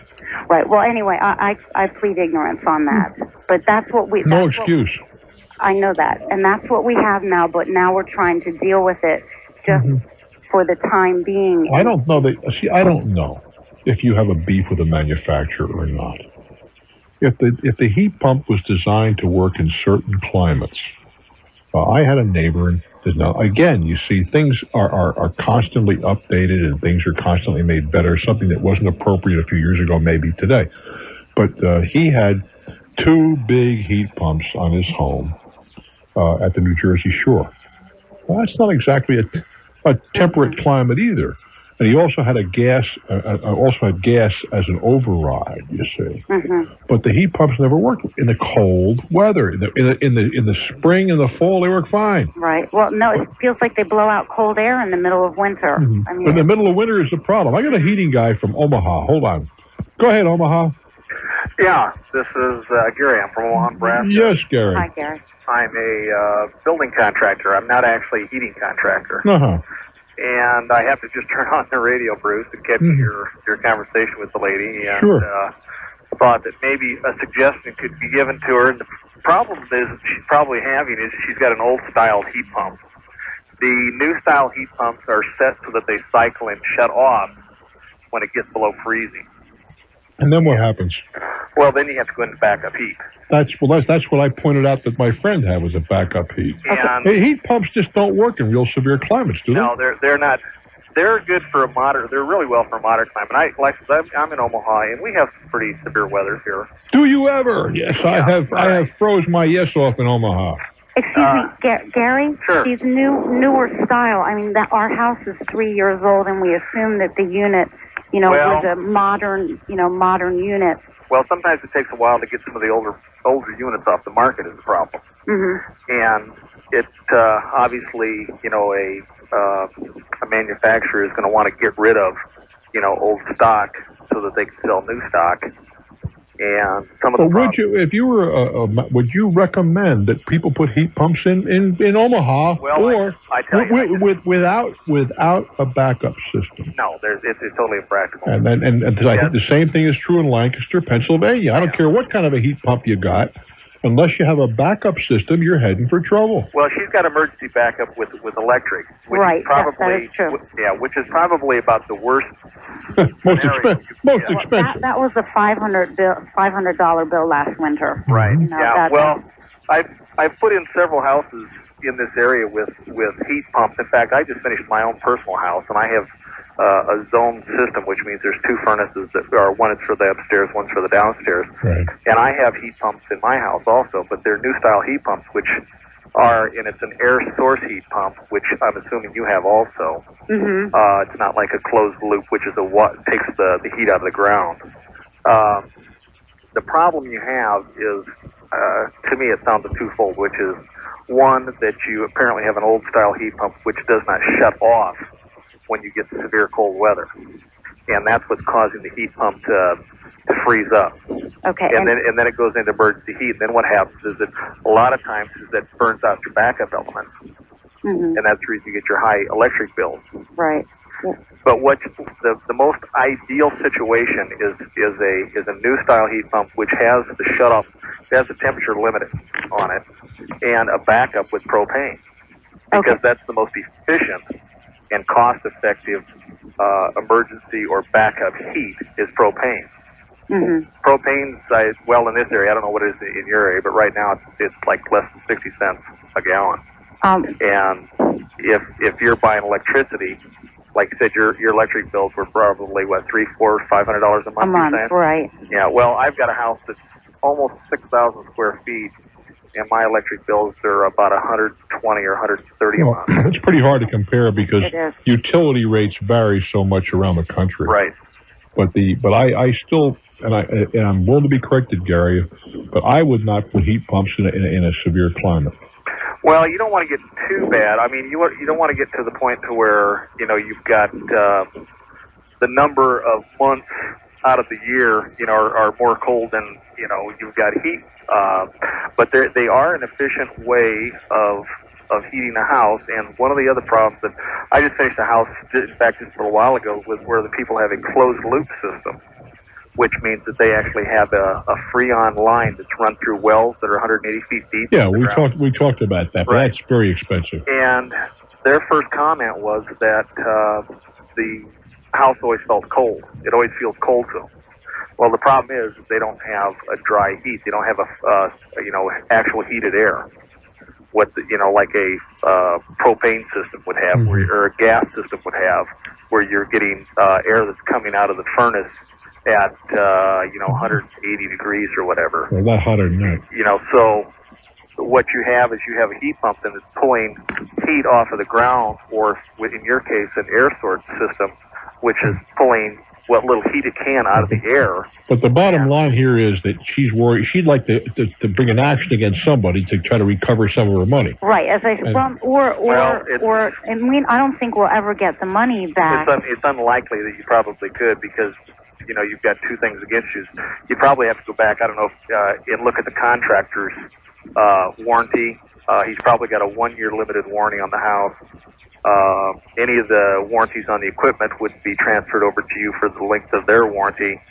But you also may have a specification list on your house which spells out the type of equipment that you would have sold with the house. Well, I think the bottom line of this whole thing is that you have a system which was improperly designed. Yeah, now that... And when you start talking, well, maybe that's probably a bit the best choice. It was not the best choice. Ill thought out. But you can't penalize somebody that they told you, look, you got backup electric and you got a heat pump. That's what you got. Right, and still there's 12 or 15 neighbors that have all had their condensers and compressors replaced. For the same reason. But for the same reason that you're asking it to do more than it's designed to do. Well, that being the case, what would you suggest that we do? I suggest you go out and get yourself a good gas system. Okay. That's what I would do. Well, if you want heat pumps, you got to get to a new style heat pump, which will shut itself off and limit its operation. And you could do that easily. Yeah. That could be done. You could modify this to shut off at, say, 35 degrees. So it would just shut down completely at 35 degrees, and your propane system cut in. Yeah. But then you need to get away from the electric. I know. Yeah. That's going to cost you. The electric suppliers aren't going to want to hear that. No, but it's a matter of fact. Gary, I got to turn you loose. Okay. I really appreciate your call, ma'am. I know you feel that you've been invaded, and I apologize for that. But you made a bad decision, and unfortunately, sometimes we got to live with those. I do wish you well, dear. But I'll get to the gas in a hurry. I'm Bruce Williams. This is Talknet.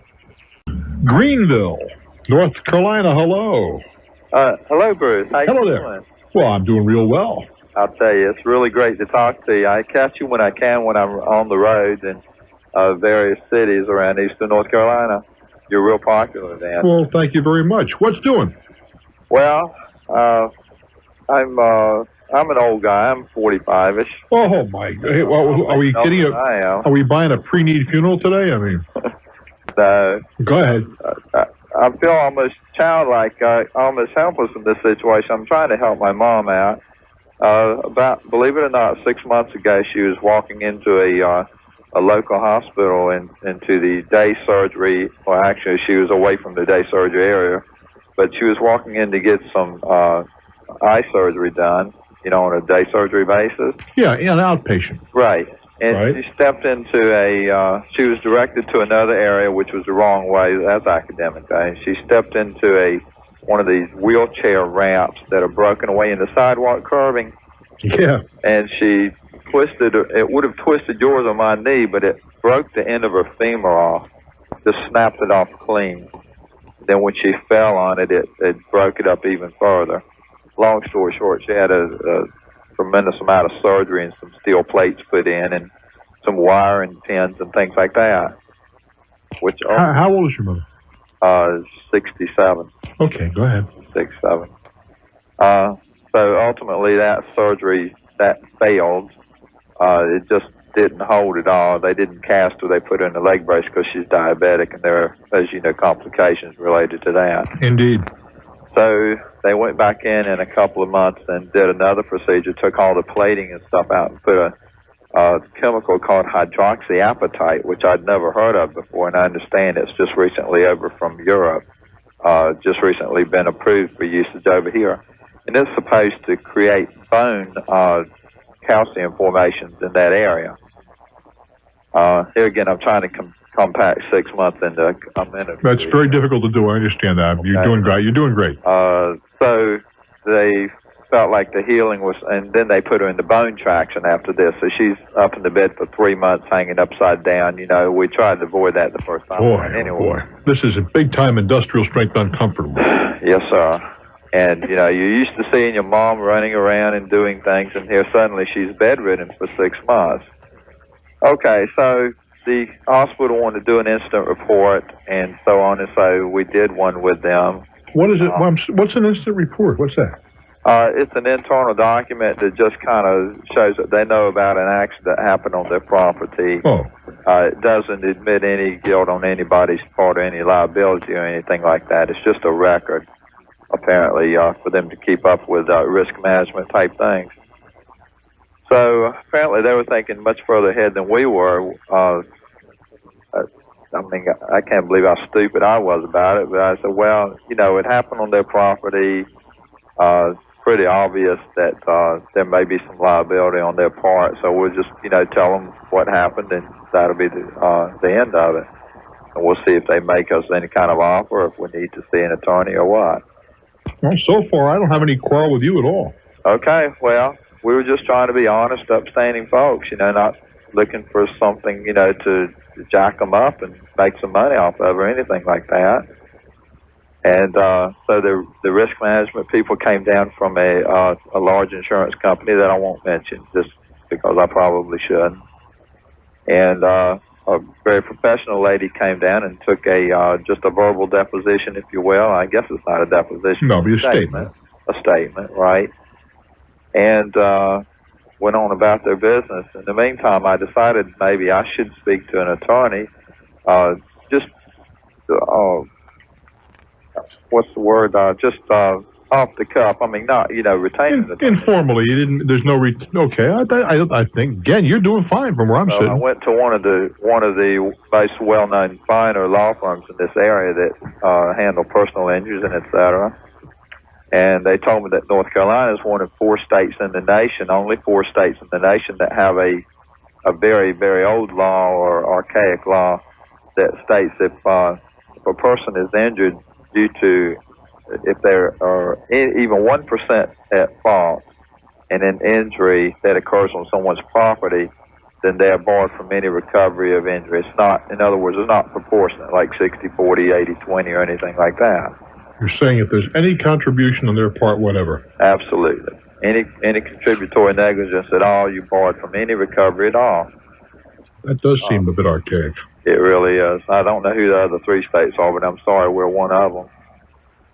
In any event, the attorney there was very thorough and spent 40 minutes or so with me. I thought it was kind of nice considering he charged nothing.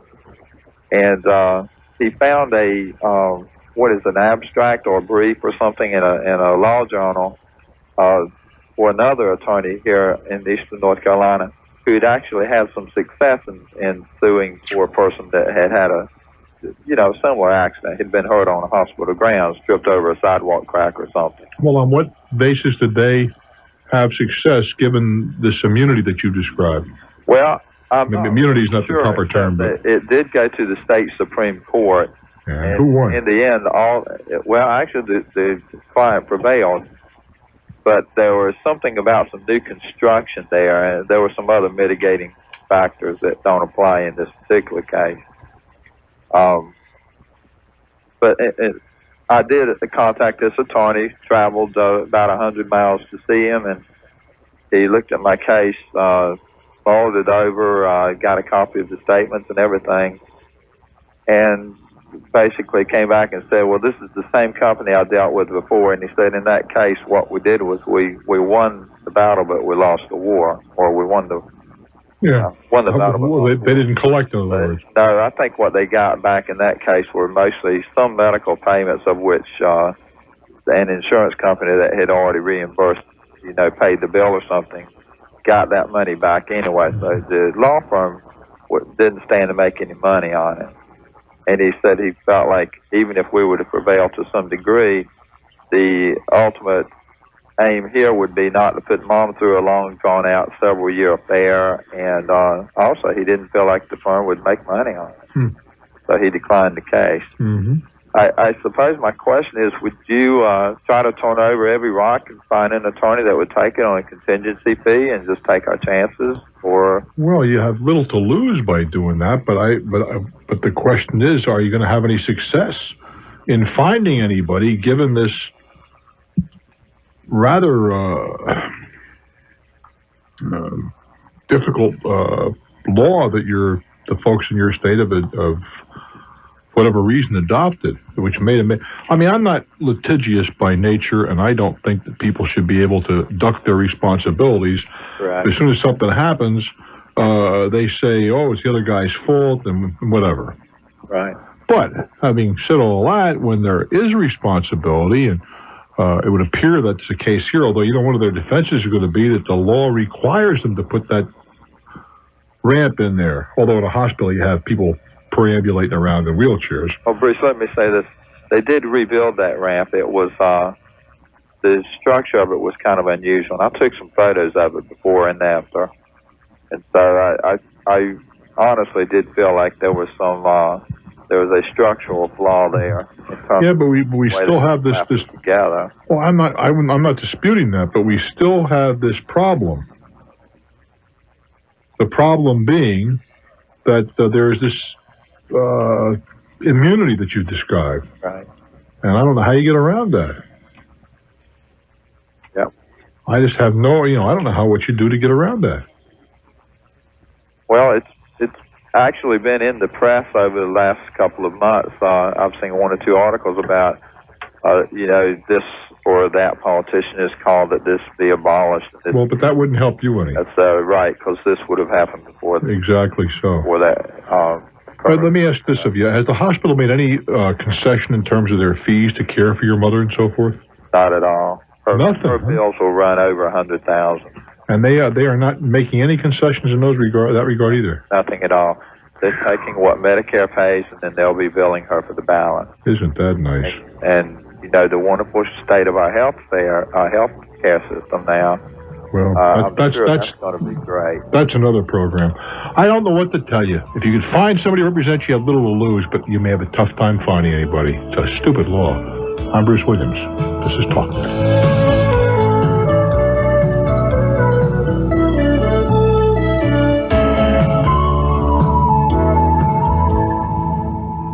WTMJ Country, Milwaukee, Wisconsin. How do you do? Hi, Bruce. You got WTMJ. I listen to you all the time. Well, thank you. Bruce, I got just a little problem here. About a month ago, we went to a wedding and left our two kids at home with friends. And the children are how old? 15 and 17. All right. And we got our phone bill a month later, and it was $300. Well, let me guess. 900 numbers. No, we called. We got 900 blocking. Well, God, congratulations. And I did that so I never get a bill like this. How about 800 numbers? It's an 800 number. Yeah, they got that now, too. Okay, well, since then, I had called our local telephone company, and they told us just to pay the normal part, it's a different thing. We pay our normal bill, which is generally around $50. Right. And they says that they're going to just submit this to the other company. Now, let me ask you this. What did your kids order? Or what was it, a sex line or what? They really didn't say. I confronted them. They agreed that they got this number. Well, you could have called the number yourself and found out what it was. Well, okay, I didn't do that. So you don't know what they were doing? I don't know. All they said is they got this number from kids at school to call this 800 number. Yeah. And I know it was some type of sex line, but they didn't admit it to me. But, okay, that's here or there. But anyway. No, I think it's here, but go ahead. Okay. But anyway, now already I am getting a bill from this. It's not our telephone company. No, I understand. And it's for like $250 of that. I don't want to screw up my credit rating. No, forget about your credit for a moment. Okay. I would just write them and say that minors use the number without their parents' consent. But the bigger problem here is, what are you going to do about the two kids? I'll guarantee you they will never call that number again. Okay. I'll guarantee you that. But I might be inclined to say, you guys got to cough up half this amount of money, which I'm going to contribute to a charity. Okay. Make them suffer a bit. Oh, you mean with the number? Okay. In other words, you say if it's $250, you guys got to come up with $100 a quarter between you. Okay. And we're going to contribute it to the Red Cross or United Way or the Home for Wayward Pussycats. I don't care. Okay. But some place I wouldn't give it to that company. I think this whole business of these toll numbers requires some control. How in the world are you going to block 800? You can't. I mean, that's not reasonable. And you can demonstrate that you anticipated, as I did with some of my renters. I put a 900 block on. Yes. Okay. But I would not pay them. I would tell them that the calls were made at their peril because they were made by minors without their parents' consent. Okay. Which, if you notice, all those things say must be 18 to call and so on and so forth. I mean, until they have some kind of little thing you can stick your thumb in and it says boop boop 18 or boop boop no 18. Okay, so you don't think they can hold me responsible? I don't know if they can or they can't, but I would see them in court before I pay them. Okay, it's just what's it going to cost me in court versus paying the $250. I don't think it's going to cost you anything. You can defend yourself. Maybe not. I can defend myself. I would. Okay. I don't think it's going to go that far. No? I don't think so. Okay, we plan on buying a new car, and I plan on borrowing the money, and I just don't want something like this. I would not sweat it. Okay, well, you relieve me a little bit here, Bruce. And that's why I listen to you, because you help a lot of people. Well, I appreciate it. I could be wrong, but I don't think so in this instance. Okay. The first time out of the blocks, generally speaking, even if it comes to a court situation, the courts are friendly toward the people because they realize what the hazards are. Okay, great. Good luck, guys. I won't write them a check yet. Oh, not if they put a cannon to the back of my head. Sioux City, Iowa, it's your turn.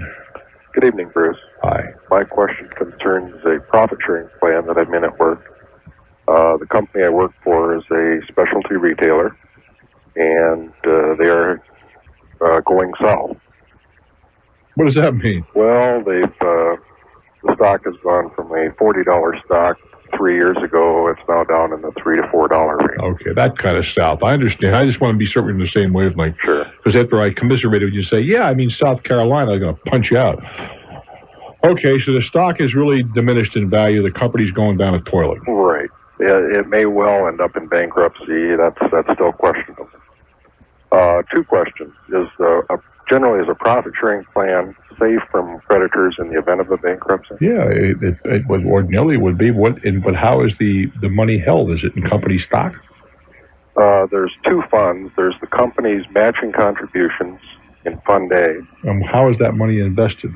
That money is invested about 15 to 20% in company stock and the balance in other equities. Okay, because the other equities may be doing all right. The company stock, as you mentioned, is in the dumper. Right.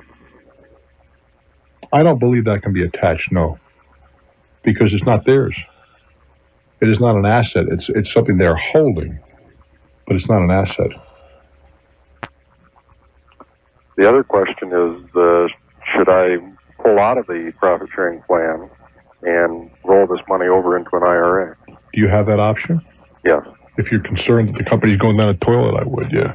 If only to get rid of that 20%, which could even go lower. But on the other side of that, if the company recovers, it may be at bargain level right now. Well, that's what I'm thinking. I don't want to sell it off at a bargain level. I think we'll come back up. But that's the eternal problem, isn't it? Sure. With a marketplace. If you're concerned, though, that it could go down, I think you'd feel more comfortable if it was in some other depository, would you not? Yes. Well, isn't the comfort level have a value? It does. Well, then I think that's what I'd do.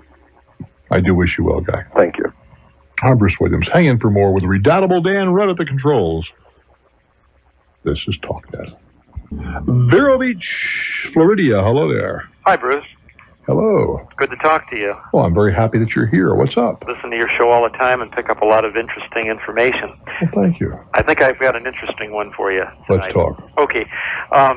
My problem is that I am trying to be a water utility company, a private water utility company servicing just one particular subdivision. Yeah, what about them? Okay, what they want to do is, in order for me to get my water turned on, I plan on building a house on this particular lot. Mm-hmm. They have the franchise there. Yeah, exactly. All right. Okay, now, they want me to pay about a $1,300 fee, and this particular fee is what they call a reserve capacity standby fee. Yeah. And they charge $22 each month for each vacant lot. And the process has been going on for about 5 years right now, and that's how it's accrued to $1,300. They don't bill any of the lot owners whatsoever. The payment comes up when you go to have your water turned on. Well, that would be more reasonable than making you pay it. Right. But it becomes, what it does is it's essentially a lien against the property. Well, since the property is valueless without the utility. Right. But here's the other part of this equation, too, is that I am planning on buying this property from a bank that foreclosed on it. And they foreclosed back in November, and they gave me a good price on it, and we'll probably eventually go to closing, but they don't feel responsible to pay any of the accrued fee. They don't have to, and you don't have to buy. Right, but I want to buy. That's what it comes down to, doesn't it, Square? How badly do you want them? You told me you got a bargain. I don't know if you stole it or just a good price. That's a good price. All right, but you can just add $1,300 to that price. I mean, that's what other people say too. That's the way they feel. Isn't that rotten? But we're all ganging up on you. Does the foreclosure action though wipe out any? No, not if this is their franchise, because it's not effectively it is not a lien. Right. It is not an obligation as such. Mm-hmm. It's I don't. You raise a point. I think if I were arguing the other way, I'd say, well, this is an encumbrance on the property, but I don't think you're going to wipe that away. And the number is too small to get involved in any kind of serious litigation.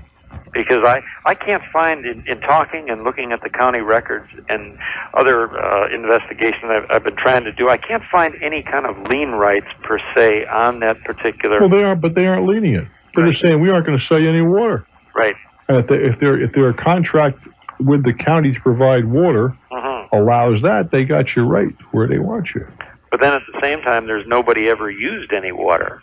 Doesn't matter. And let me draw an analogy which you might not agree with, okay? Okay. You live in a home now? Right. You ever go on vacation? Yeah. All right.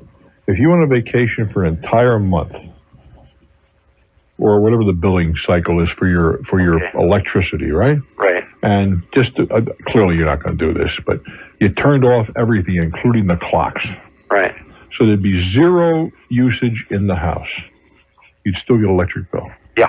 Right. It's a standby charge. Because at 24 hours a day, 7 days a week, inside that little socket on the wall, there was electricity there if you needed it. And it costs money to keep that electricity there. Well, the same thing is true with the water. That water was there available to that lot for however long a period of time. And it costs money to keep that availability there.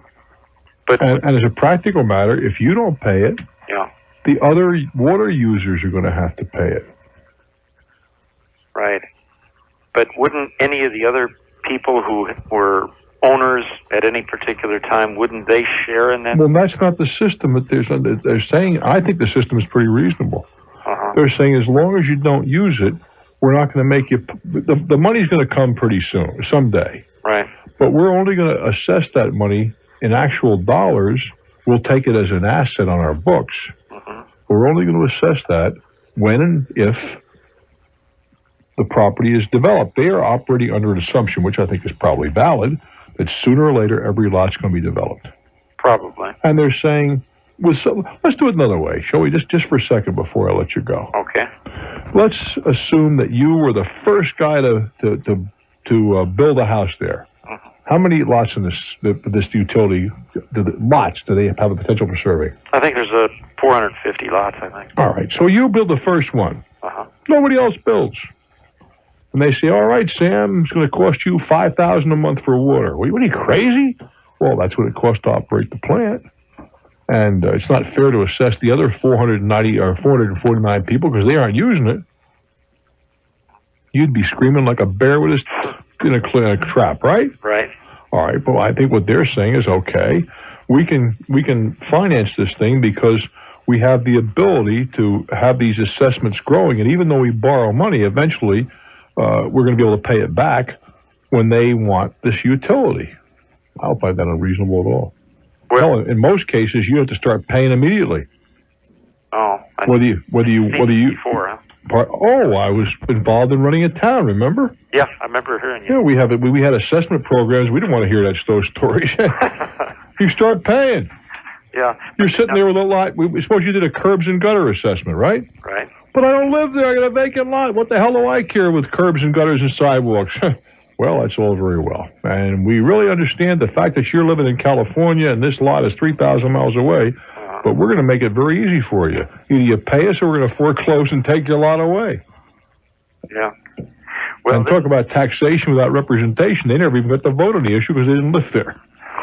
Well, this fee now is in addition to the impact fee of I understand. $500. So well, I am using it with that. No, I know what an impact fee is. Okay. Boy, do I know. Yeah, okay. Not sure that's something I'm not sure I agree with. Yeah. With the impact, but that's another program for another time. Hey, go build a nice house, enjoy yourself. Don't get an ulcer. How much is that lot worth? It's worth probably in the marketplace probably around $28,000-$29,000. All right, let's not, for 4%. Let's not get an ulcer. Okay. Thanks for the tip. I'll send you the what's that Tagament? All right. Tagament. Huh? Yeah, there you go. Okay. I'm Bruce Williams. Hang in. This is Talknet. Houston, Texas. Hello.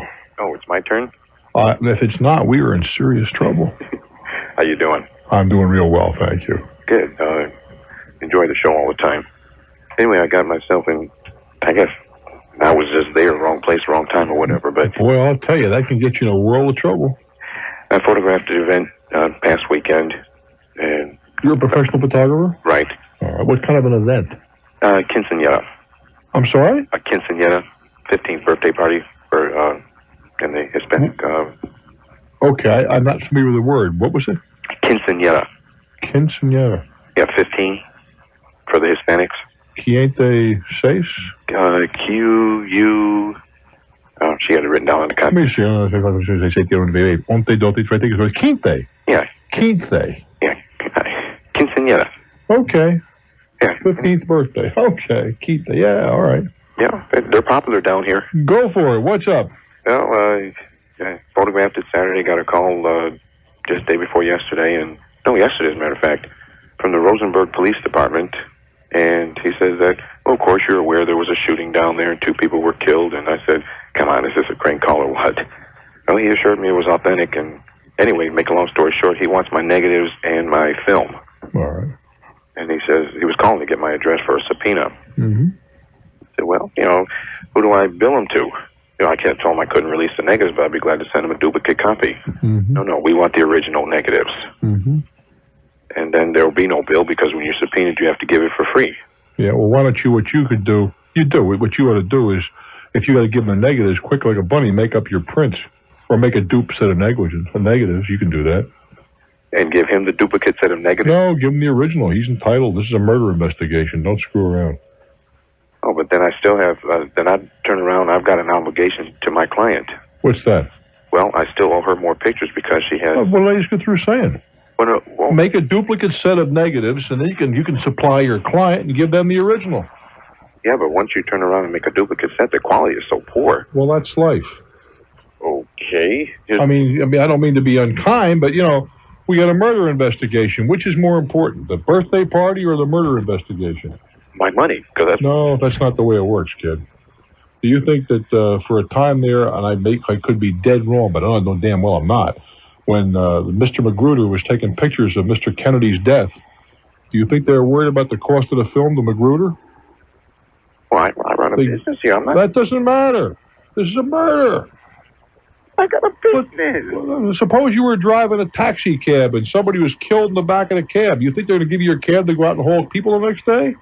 Maybe impound it for 6 months. And what if my client turns around and wants to sue me because I didn't hold up my end of the I don't believe they have a leg to stand on.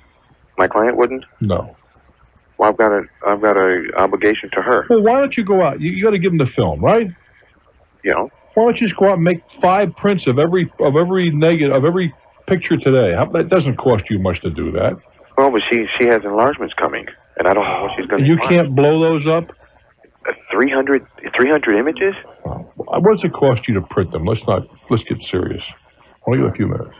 I'm not talking about profit and all that crap. You got a serious situation here. Either you can duplicate a negative with, I believe you can, with great quality if it's done properly, or alternatively, and if it's not 300, print up the best 100 in your judgment. Quinceañeras are kind of tough. I don't know what they're going to pick. Well, that's too bad. You're going to have to figure it out. Or get hold of this lady right now and get her over there at 2 o'clock in the morning or whatever it takes. Have her pick out what she wants? That's right. You're going to have to cooperate with the police. And let's be realistic. Suppose, for the sake of discussion, that it was one of your kids that were killed. Would you have any sympathy for a photographer who didn't want to turn over the evidence that might get the killer because of a lousy birthday party? Well, the answer is no. Would you? Your kid's dead. Now, serious. Be honest with me. Would you have any... There was a wedding being photographed across the street, and maybe the killer's going to show up in the background. And that's what they're hoping, the suspect... Well, I understand that. But your kid is dead. You have children? Yes. One of your kids is dead. Now, would you feel sorry for the television crew that couldn't play the news and their film in the 11 o'clock news because it was more important they try to find your kid's killer? Answer me yes or no. And the answer is clearly... You would rather have justice done. You're an honest guy. Get some prints done and you probably solve your problem. I do wish you well, kid. Hey! It ain't easy, but give it your best shot. Try and do what's right. I'm Bruce Williams. Keep in touch.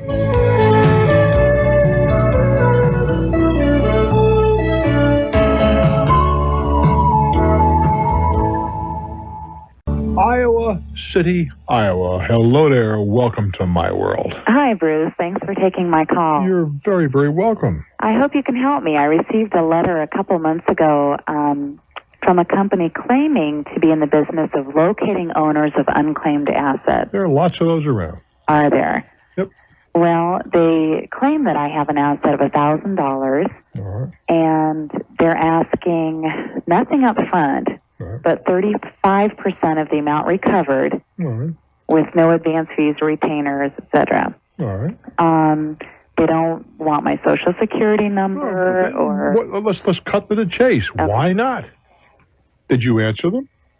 I called them back and talked to them, and they seem professional. But what? Let me fill in the butts, okay? Okay. You don't want to give them 35%. No, I'm afraid of. I'm relatively naive. I'm from Iowa. I listen to your show and I think somehow I'm going to get burned on this. No. Because $1,000 out of the blue? Yeah. Happens all the time. There are any number of companies, and I'm surprised you haven't received more than one solicitation from somebody else who's in that business. Well, you have nothing to lose. That's what my dad said. Well, smarter than I think. So, how old are you? I'm 31. Oh, you're old enough to know your father's smart. If you said 18, I'd say you'd be amazed how smart your dad will be 5 years from now. It's amazing what the old man picks up in those that years. Oh, I guess that's true. All they need is a documentation of my marriage certificate because they need to know that my name has officially changed. Well, now there's a pretty shifty thing. You really are married, huh? You haven't been lying to the neighbors here. No, married and pregnant and have another 6 months old. It doesn't have your number memorized, but okay. No, I don't have any problem with that at all. Okay. I can't tell you from whence it came, but you have nothing to lose. I see it. Well, I'll pursue it, and if it ends up I'm in a bad way, I'll call you back. Oh, and if you're in a good way, how much of a check do I? What do you mean a bad way?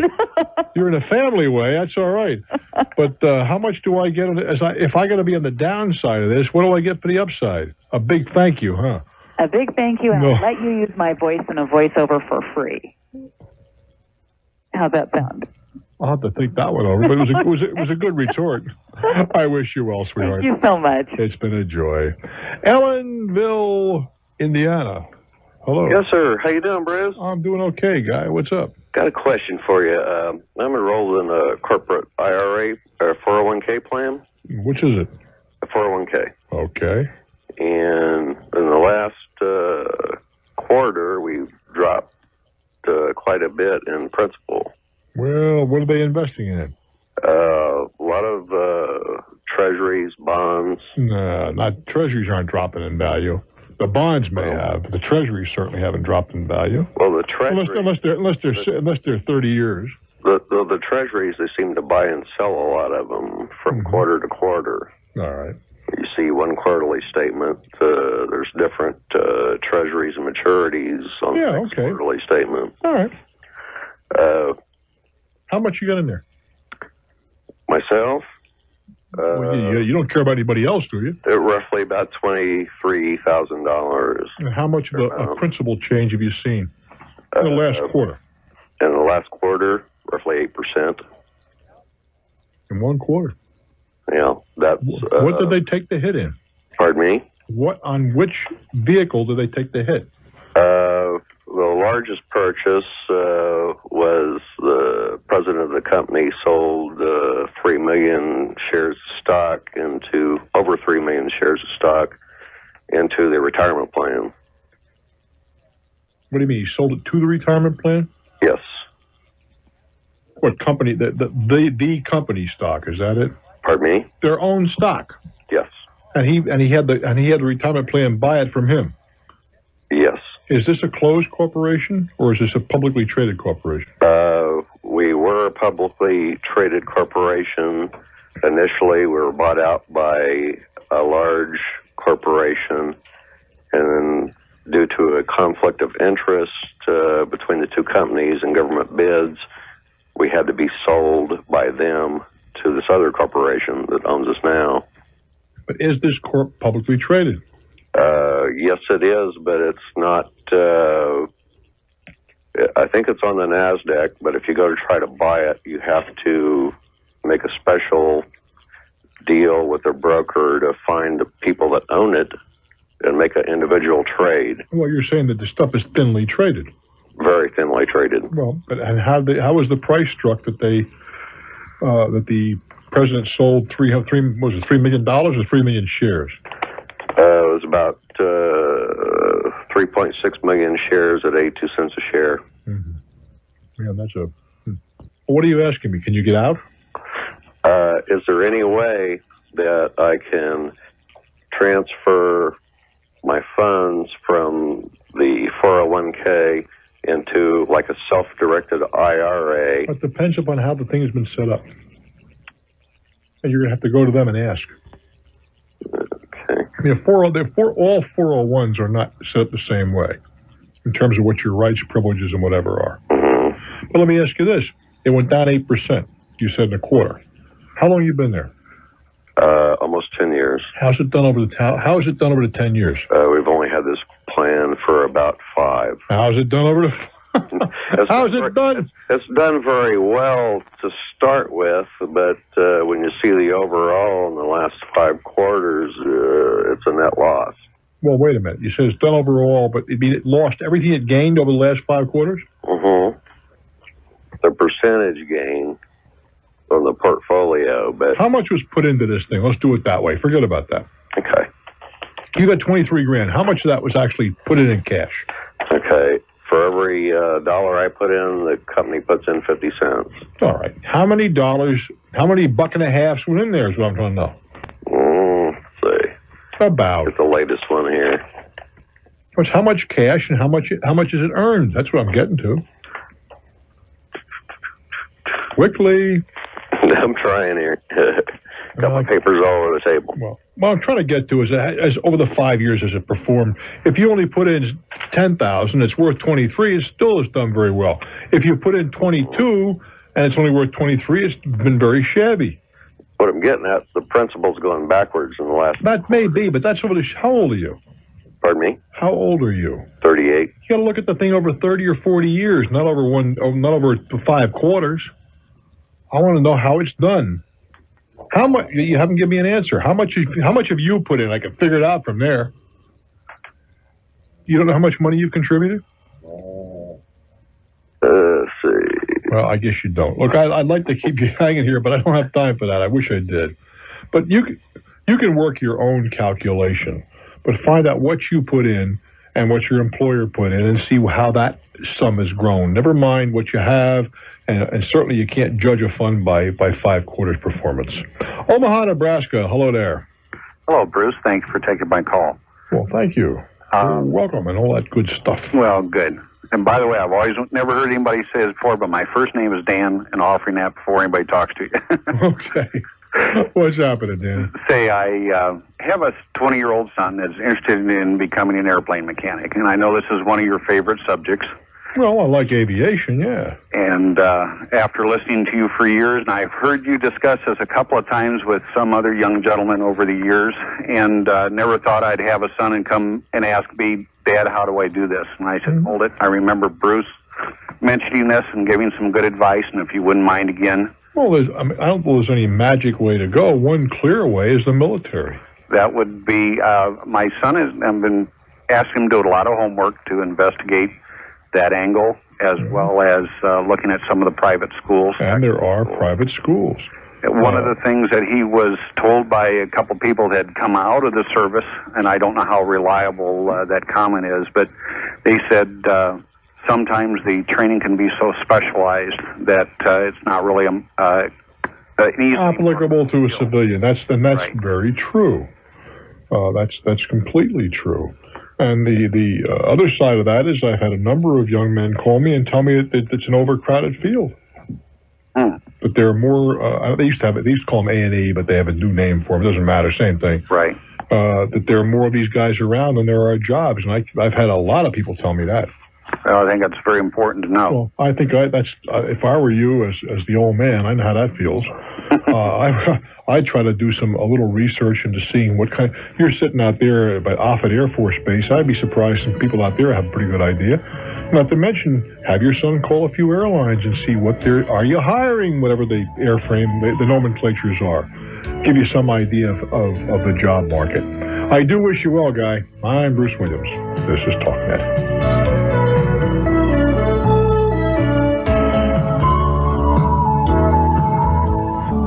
We go to St. John, New Brunswick. Hello there. How you doing, Bruce? I am very well, thank you. Thank you for your patience. What's up? Thank you. Well, first of all, I am a 22-year-old. I'm a disc jockey at a club, and I hopefully there is going to be a lot of careers in the radio because that's my future. Super. How are your ears? Yeah, and disc jockeying at a club, you better wear earplugs. Oh, I do. But the reason I'm phoning you about is, I don't work there anymore now, and I've been relieved without a pay, without a notice, or. How come? Well, I played a song that I shouldn't have played, and it caused a little brawl. So. You played a song? What? I mean, is this?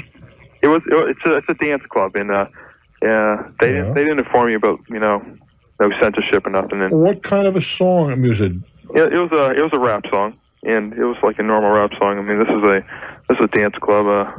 Did you play rap music there ordinarily? Oh yes, yeah, and well, this is a song that we've played before. I mean, but I guess there was just a few gentlemen that were under the influence, and they went outside and they caused a brawl. So the blame went on me. You gotta be kidding. Yeah, the blame went on me. So that was my last night there. And I've never heard of such a thing. What's that? I have never heard of such a thing. Yeah, well, it happened. Okay. And, so I had a contract with the owner of profit share, and he didn't live up to that contract, and he owes me probably, I'd say, about $5,000. Does he really? How long were you there? I was there for 3 years. I started when I was like, must have been like 18 or 19 from a friend of mine, and I'm probably going to be going to community broadcasting school, and I like to have that money to go and to get into radio.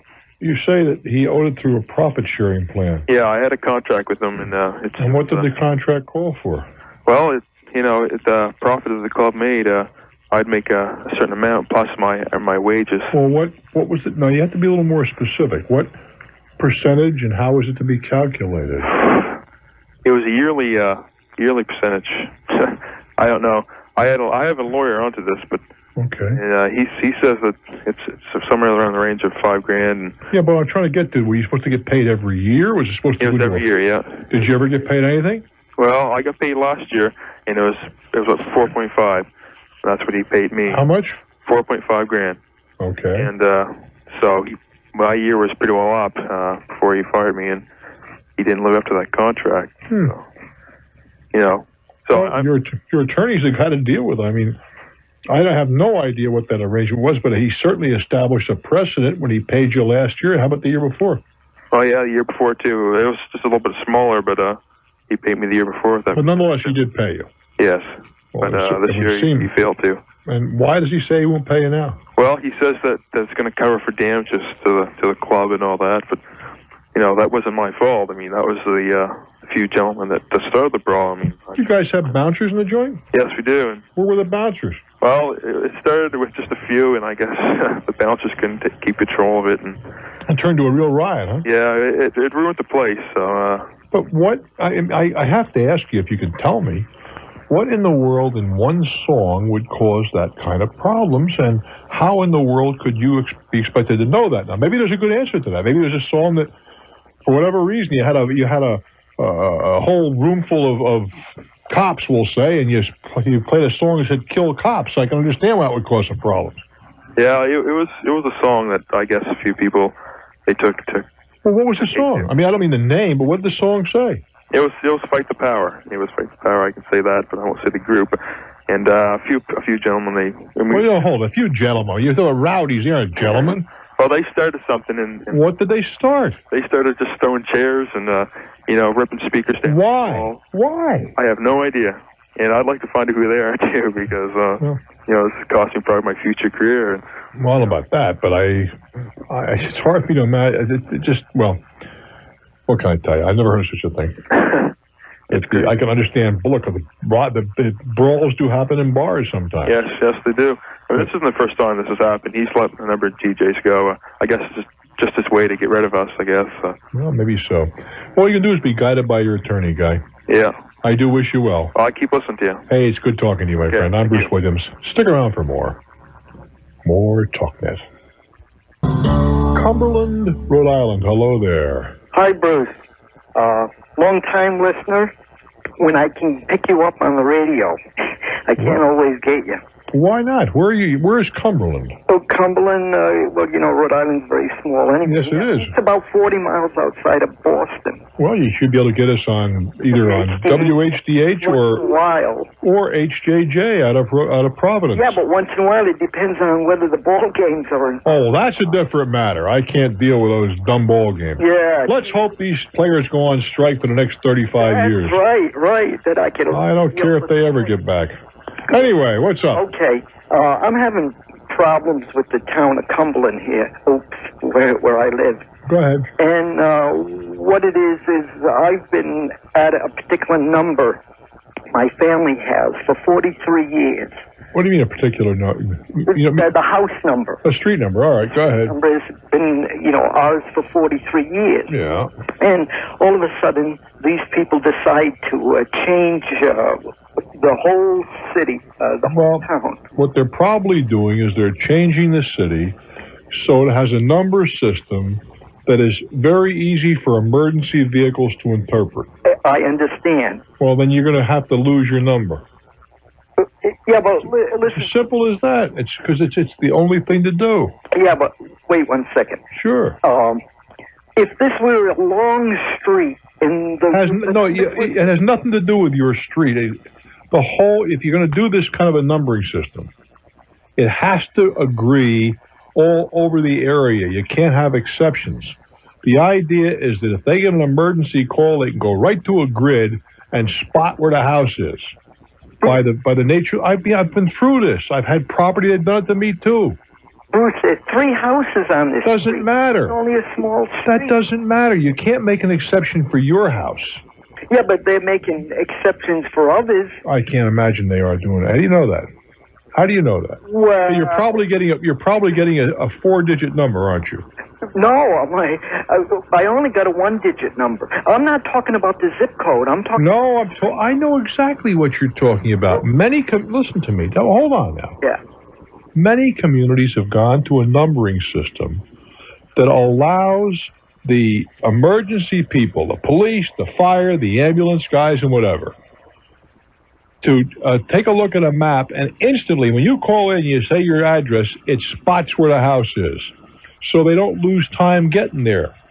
Where house numbers, particularly when they jump and that sort of thing, can be confusing. Now, your street maybe not, but you can't start making exceptions for one street or one, otherwise the whole damn thing collapses. And trust me, it's a good idea. It really is. My house went from 35 blank blank street to 4964 blank blank street. Had to have new numbers put up on the house, had to have all the documents changed, had to notify all the people who write to me and so forth. Right. Pain in the neck. But on the other side of that, if I have a heart attack and they get there 5 minutes earlier and save my life, I think that's money worth well spent. Yeah. That's what it comes down to. Yeah. How long had you owned the property? So what difference does it make? I had to go through exactly the same process. It makes no difference how long I owned it. None whatever. It's rather like when they change the name of a street, which will happen sometimes. Yeah, which they did too. That's a real pain where you don't get a headache. But unfortunately... See, what they're trying to do is sort of ram this down the people's throat. Number one, there is no 911 law in this state. And they turned around and sent us notices saying that there was. When I checked up on it, come to find out the governor had vetoed it. Well, so what? Well, the way they're going about it in such a... They didn't notify anybody. Why would you bother? I wouldn't know. If I were running the town, I wouldn't notify anybody either. Well... I used to run a town. I was a mayor. Yeah. Well... But there are certain things that are not necessarily popular. People, by and large, are resistant to change. By God, it's been this way for 50 years, and I think it'll stay that way. But there are some things that have to change.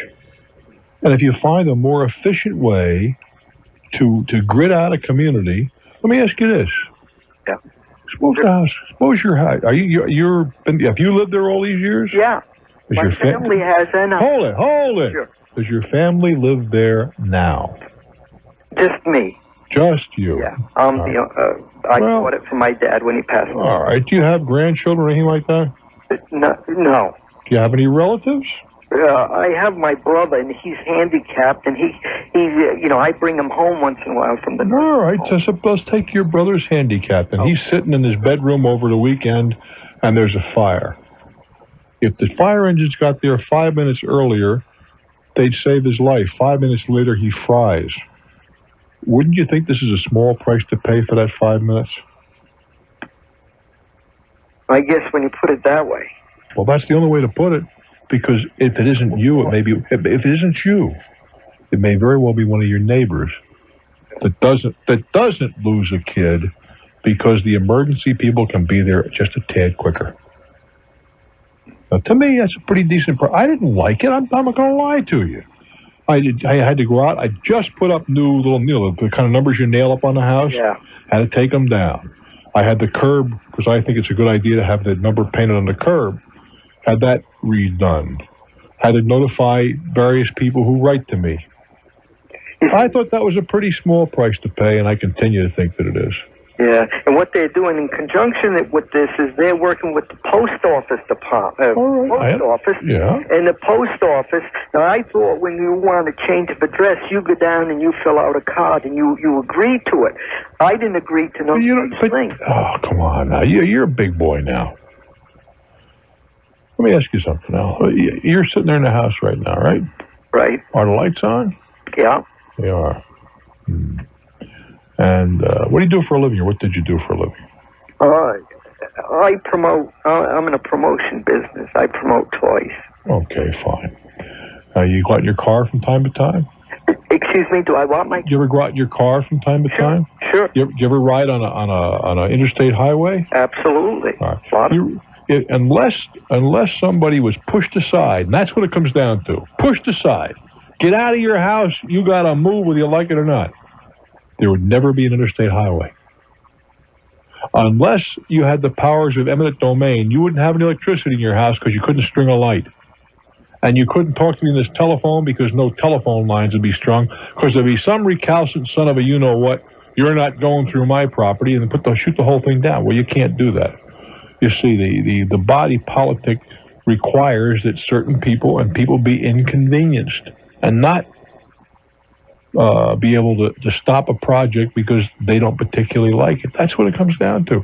And you know that I'm pretty conservative in my point of view, and I certainly don't applaud big government. But there are some things, unfortunately, we just have to acquiesce to. And in my opinion, this is one of those. I do wish you well, Guy. I am Bruce Williams. This is Talknet. DeKalb, Illinois, hello. Hi, Bruce. How are you? I couldn't be better, baby. What's on your mind? Well, I just want to make one comment. Aside from my husband and my grandfather, you know more than any man I know of, so... Well, you're very sweet. Thank you. You're welcome. That's pretty good company to be with. Well, yeah, I think so. Okay. This is my problem. I had purchased some health insurance about 1.5 years ago. I had an ankle injury, and I submitted a claim. They had already accepted me. I submitted the claim. Stand by now. When you say accepted, had the policy term begun? Right. Okay. Okay, so everything the ball was rolling. I was covered, so I had an ankle injury. Mm-hmm. They were reviewing the claim. In the process of reviewing the claim, they found that 15 years ago when I was in high school, I had a knee brace when I was playing basketball that I had to wear to support my bones, to help the bones mature, because they weren't maturing as fast as some of the others. You had slow maturing bones. That's what they tell me. Okay. So. Oh boy. So now what? Well, so then they sent me the letter back and said that I had misled them when I filled out the application. Now, from the misled them about what? Well, there's a question on there that says, "Have you ever had any musculoskeletal problems, joint disorders?" Is it ever?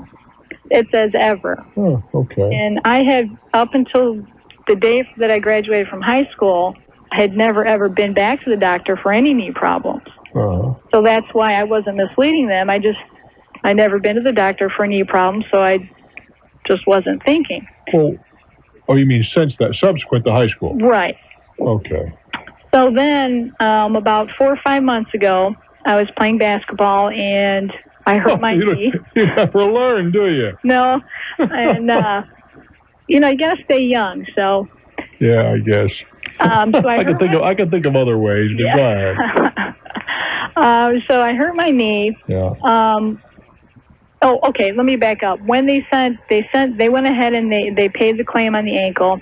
Then they sent me a nasty letter saying that I had misled them. Mm-hmm. And they also included a waiver. Well, they said that because I misled them, it was their prerogative to drop me for coverage. But as a service to me, they would keep me covered. Yeah. But they were including a waiver which said that they would not cover any damage, injury, or disease to either knee. Well, why in the world did you not think about getting another company at that intersection, pray tell, he said? Well, you know, I guess I never really thought about it. I guess I did think about it, but I'm not too hard, not too seriously. Well, I'm self-employed, and the insurance is expensive, and I don't know. You know, I'm sure you've heard it 1,000 times. We never think about it. How about your husband? Is he employed? My husband is now, yes. I just got married. His insurance will only cover a certain dollar amount, like $700 from the time that we got married up until the present. We've only been married 2 months.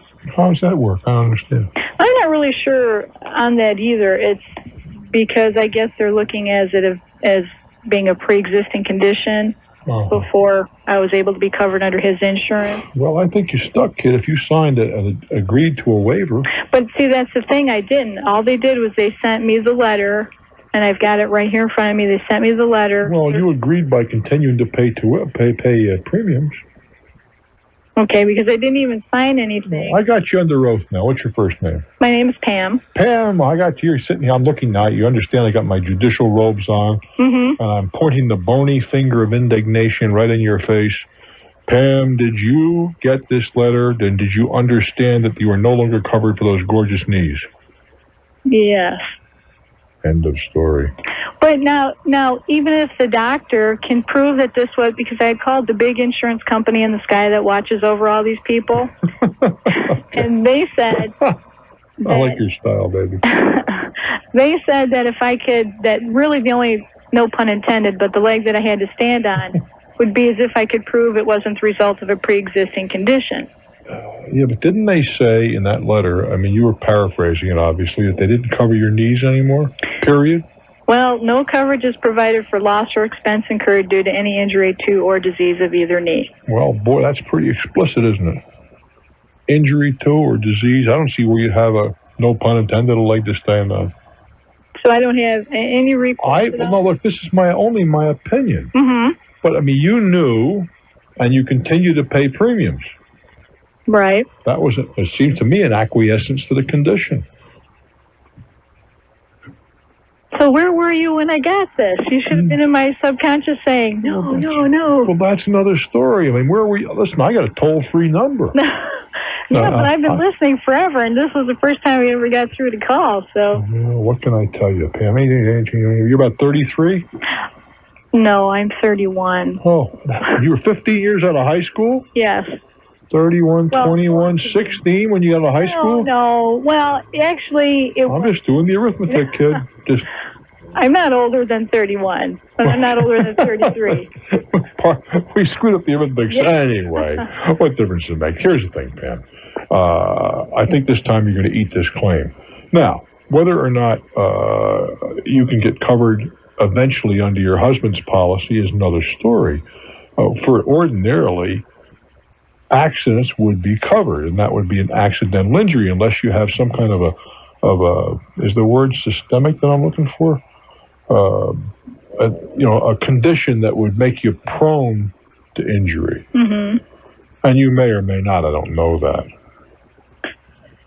It just, and you probably, I don't know if you'll know this or not, but if I were to get into a car accident and let's say my kneecaps got crushed or something. I think that would be a little different matter. That would not be a predisposition to injury. Okay. As opposed to basketball, where clearly you had a problem 15 years ago in high school because you wore a brace. And the next question is, were you wearing a brace this time? Pam, I do wish you well. I'm Bruce Williams. This is Talknet.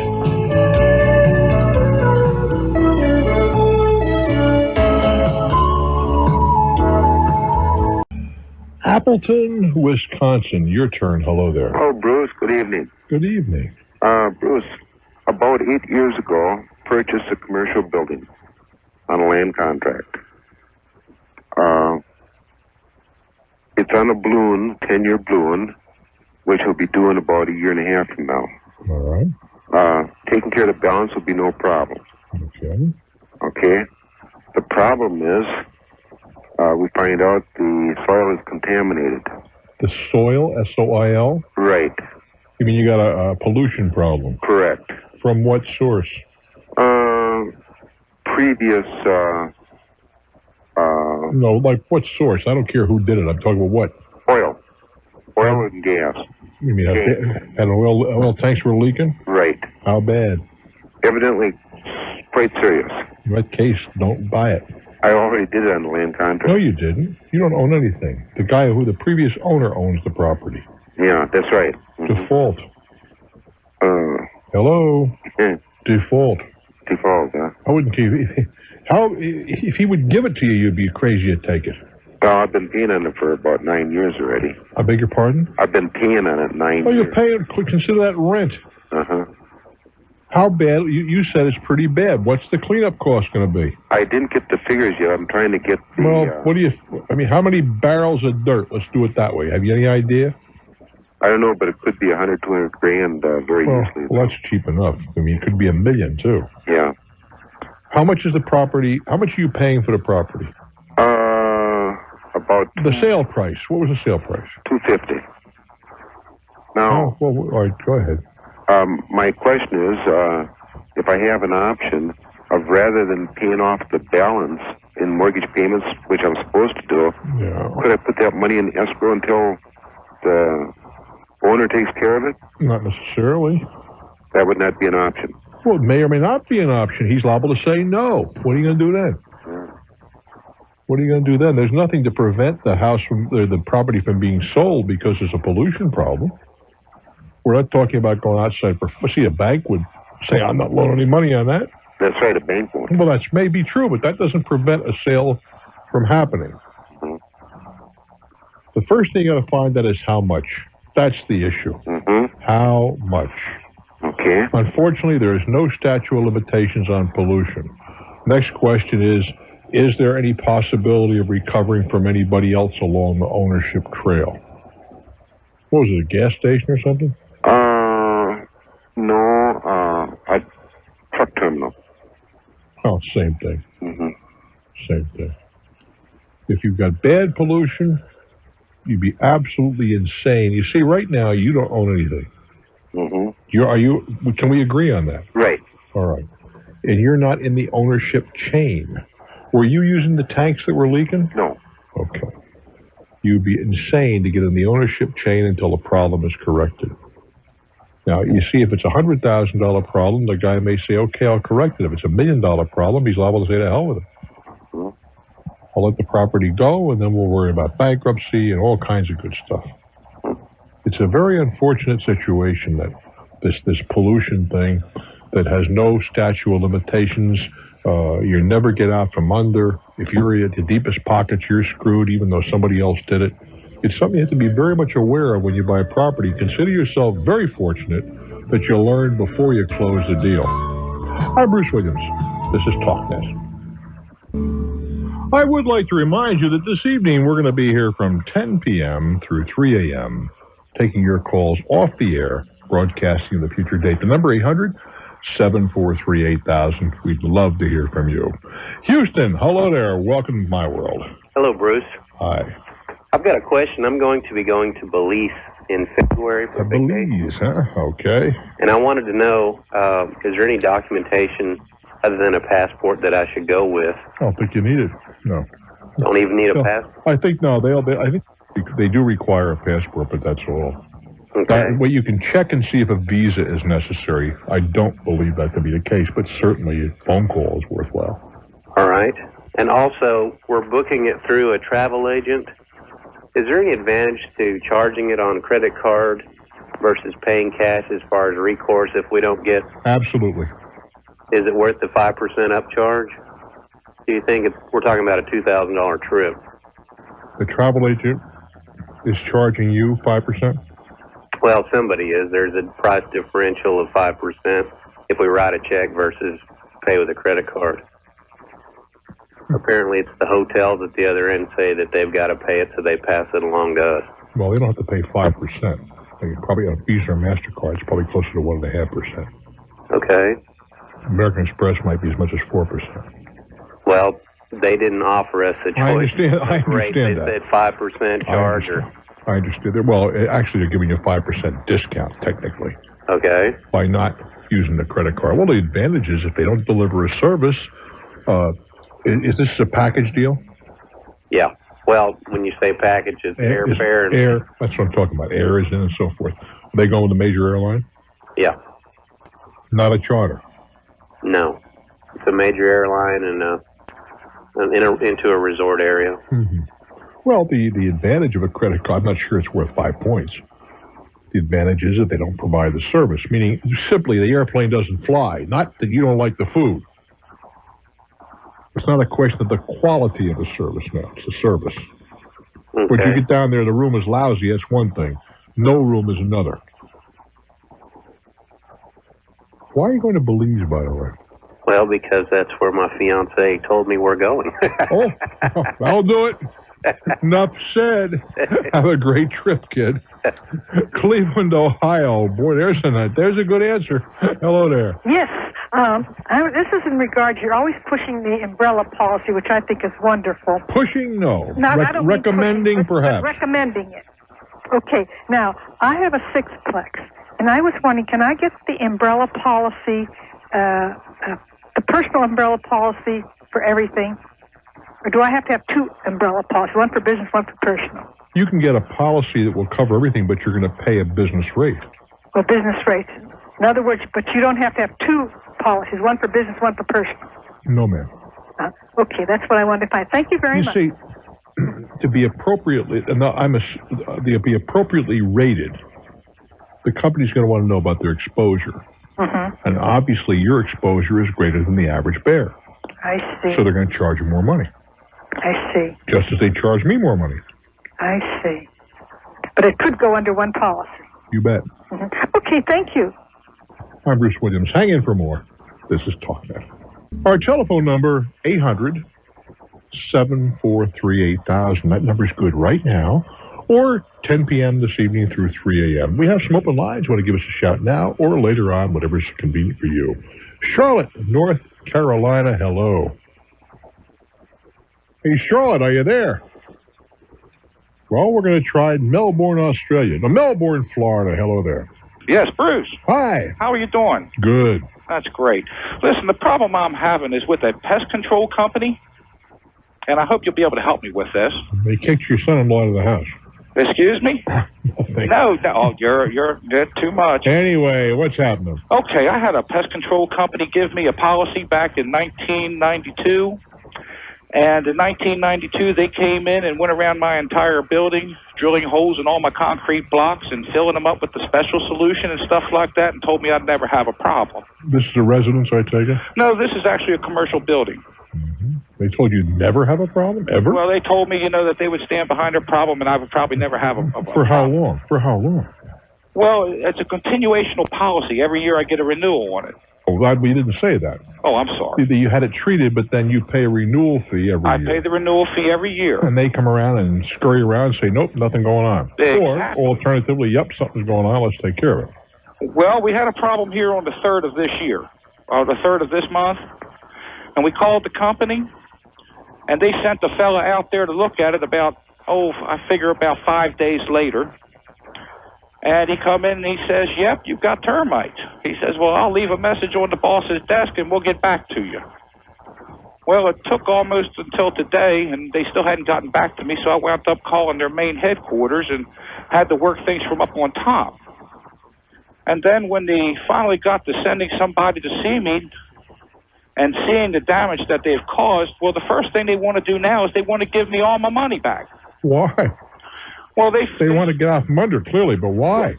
Well, they said that since my building has another building that partially adjoins to it, that they can no longer, ensure that my building is not going to ever have problems with termites. Well, let's stop it. Let's separate things now. Are they going to take care of A, the termites that you have now, and B, the damage that took to your building? They say they're going to do that. Well, let's get that out of the way first. That's what I'm saying. Let them come in and fix things. Then we'll worry about canceling. That's another story. Well, the guy wanted me to sign a paper, and I wouldn't say no. I'm not going to sign anything until we have two separate conditions here: the present and the future. Well, if you want to say the past, present, future, but certainly the present and the future. You solve my present problem. Then we'll talk about the future problem at some other time. Mm-hmm. Now, if they want to cancel you, I guess they have a right to do so. Why is it a problem because your property is adjacent to somebody else's? Are they saying because that property could be infested and there's no way they could prevent it from passing on to your place? Exactly. Maybe some merit to that. Uh-huh. Does somebody else own this other building? Yes, they do. Have you discussed this with them? Not yet, I haven't. You sure might want to. Oh, I definitely will tomorrow. Because there may be some merit to that argument. Uh-huh. But I don't believe that doesn't relieve them of any past responsibility. I just feel it's awful funny that the person would be willing to give me back my initial contract money plus my last 2 years. They want to get out from under there must how bad is the damage? Minimal. Is it really? Yes, sir. How do you know that? Well, I'm not a pro in the area. Well, that's why I might want somebody if they're willing to give you all this back. You know the old look in the gift horse in the mouth? I'd be staring right down his tonsils. Uh-huh. I'd want to know why. Well, the reason they gave me was that they sent a man out who wrote the policy up who really didn't have the knowledge that they're not allowed to insure a building that is somewhat close to another building or has an adjoining building to it. Well, that may all be the case, but first of all, we got to take care of what has happened in the past. Make sure there's no infestation. They guaranteed that. Well, we know we have an infestation that they're supposed to come out and correct and repair. Well, let them do that first, then we'll worry about the refunds. Uh-huh. It seemed to me. Well, it's just my question was, is a company that offers you a policy like that able to just say, okay, we're not going to continue the policy anymore? Of course. Oh, I didn't know that. Well, why not? Well, to me, it's almost like having like a life insurance policy. You pay the first 5 premiums, and then you find out you're going to die, and the company comes back and says, here's your premium. No. Bad analogy. Let's talk about your automobile insurance. Uh-huh. That you wouldn't argue that can be canceled, would you? Oh, no, I can't argue that. Well, you see, it would be a better analogy than life, isn't it? Mm-hmm. Would you not agree? Oh, yes, sir. But the body is one thing, and we're talking about property is another. Mm-hmm. Property policy is issued for a period of time, and then it's renewed. Life is issued for life as long as you pay the premiums. There is a distinction. Right. I've never heard anybody walk in and say, we guarantee you we'll insure your car for life. Mm-hmm. Have you? No. Neither have I. I understand that. I get the problem solved and I'm worried, but there's lots of people who are going to sell you termite insurance. Right. That's not a problem. I do wish you well, Guy. Johnstown, PA. Hello there. Hi, Bruce. Hello. Hi, I have a couple questions for you. I'm a freelance artist, and I didn't pay much quarterly taxes, if any, this year. Well, hold it. Okay. I think the answer, the correct statement is I didn't pay any taxes this year. Period. Well, very little. Well, wait a minute. How'd you pay taxes on did you pay quarterlies? No. I had a teaching job, and I paid a little bit there, but most of my money came from... But you didn't pay any quarterlies? No, none. No, you're a nasty rascal here. I'm afraid of that. Well, you got to make the payments by next Tuesday. The 15th. Well, Martin Luther King Day is Monday. Okay. So you get an extra day. Oh, lucked out. Okay. Lucky you. I have another question. Yeah. What do I do about Social Security? Same thing. The same deal. Yeah, what's the percentage on that? Kicking around 15%. Really? Oh, boy. Somewhere in that ballpark. It's Social Security and Medicare. Uh-huh. And it's somewhere on... How much did you earn? Probably about 18. Well, you're looking at what... for Social Security, help me. 18 and about $2,500, $2,600. Just for Social Security? Yeah. Oh, gosh, I'm in trouble. Well, if it's 15% or thereabouts. That's a big deal. I'm figuring you said 10% would be 18. 9 is 27. Yeah, it's probably closer to 2,700. And that's not even counting my taxes. That's not counting income. You know, Social Security for the majority of Americans is greater than their income tax. I didn't know that. Okay. Which tells you something about the system. Sure does. I have another quick question. Mm-hmm. Since I've been starting basically my own business is what I've been trying to do, but I haven't really done that. I bought a fax machine and a computer, and then I do a lot of traveling from here to Cleveland, which is probably about 200-some miles. For business? Yeah, totally for business. Would I be able to claim that? Absolutely. My fax machine and computer, too? Yes, ma'am. Okay. I mean, if you use the computer exclusively for the business. How many people actually use everything exclusively for business? Well, I'll tell you, I'm sitting here looking at a fax machine. Okay.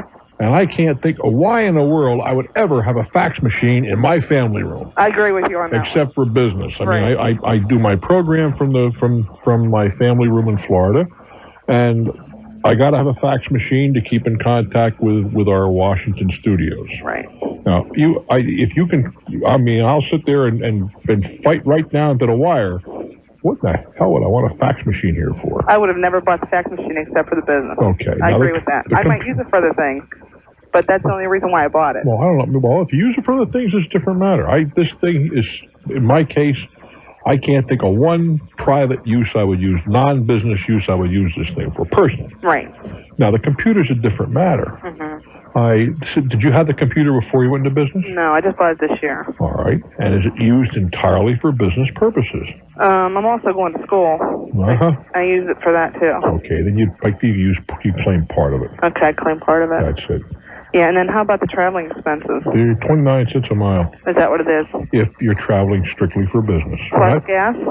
No, 29 cents a mile. Flat? I'm trying to get as much as I can. Boy, you sure are. Okay, what about lodging and food? If you're there, food is a different matter. You got to eat anyway. Okay. Food. If you're there on business, once again, you wouldn't be there. You wouldn't be there unless you were there for business. True.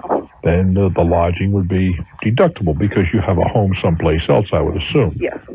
The food is another matter. I think you're only allowed 50% now. 50%. Well, the idea is you got to eat anyway. Somewhere or other. What's your first name? Karen. Karen, you got to have a hot dog for someplace. Right. That's usually what I eat when I'm there, too drunk. Well, how old are you, Karen? I'm 27. You're going to learn sooner or later. Some way I'll pick it up, huh? Oh, what the hell? Right now, you can afford junk food. There's a few years from now, I'm going to want steak. You'll take a look at the hips and whatever and say, maybe we better reassess our situation. Right. All right, I agree with you on that one. I do wish you well, baby. Thank you so much. Take good care. I'm Bruce Williams. I'm awfully glad you're here. And I hope you're here at 10 o'clock to 3 a.m. because we need the company at 800-743-8000. This is Talknet. Alrighty, to Boise, Idaho to say hello. Hello, Bruce. How we doing? Oh, we're not doing too bad. Got a question. Yes, sir. Got in a deal with a local new car dealer on a pickup. Mm-hmm. And they kind of hassled me on what we agreed on seats-wise. What do you mean they hassled you? Well, they agreed to certain things and took a long time to come around to getting them done. All right. Well, you could say, I'm not going to buy the truck. Well, I did, and that's when they decided to do them. Okay. Now, my question is, no money's changed hands other than my down payment, which was my trade-in. Am I obligated to go through with this since it wasn't in a timely manner? No, wait a minute. Let's talk. You gave them your car already? Yeah, I have. You signed a contract. Well, I didn't sign. I signed a contract that I would pay them X amount of money, but I haven't at this time. The truck is not in your possession yet. It is in my possession. I think you're on the hook then. You think I am, huh? Well, you gave them the trade-in. You took delivery of the new car. Is that correct? That is correct. Well, then what are you complaining about? Well, they kind of screwed around and get me taken care of in a timely manner. Well, why did you take the truck before it was ready to go? Well, according to them, they could take care of it on Monday morning. That wasn't my question. Why did you take the truck before it was appropriately done? Well, I just took it at their word. Because you were anxious to grab it. Tell the truth. Well, that's probably true. Sure. Nice and new, shiny. Yeah. Well, that's always a mistake. You don't take the delivery on a motor vehicle until it's the way it's supposed to be. They can't get that air conditioning system appropriately done, or the whatever it happens to be, the new mags or new wheels or whatever. Then you don't take possession. That's all. Okay, so in the future? It's a question that they're getting it done. Is that correct? Well, I'm sure they will, yeah. I think you're stuck with it at this point.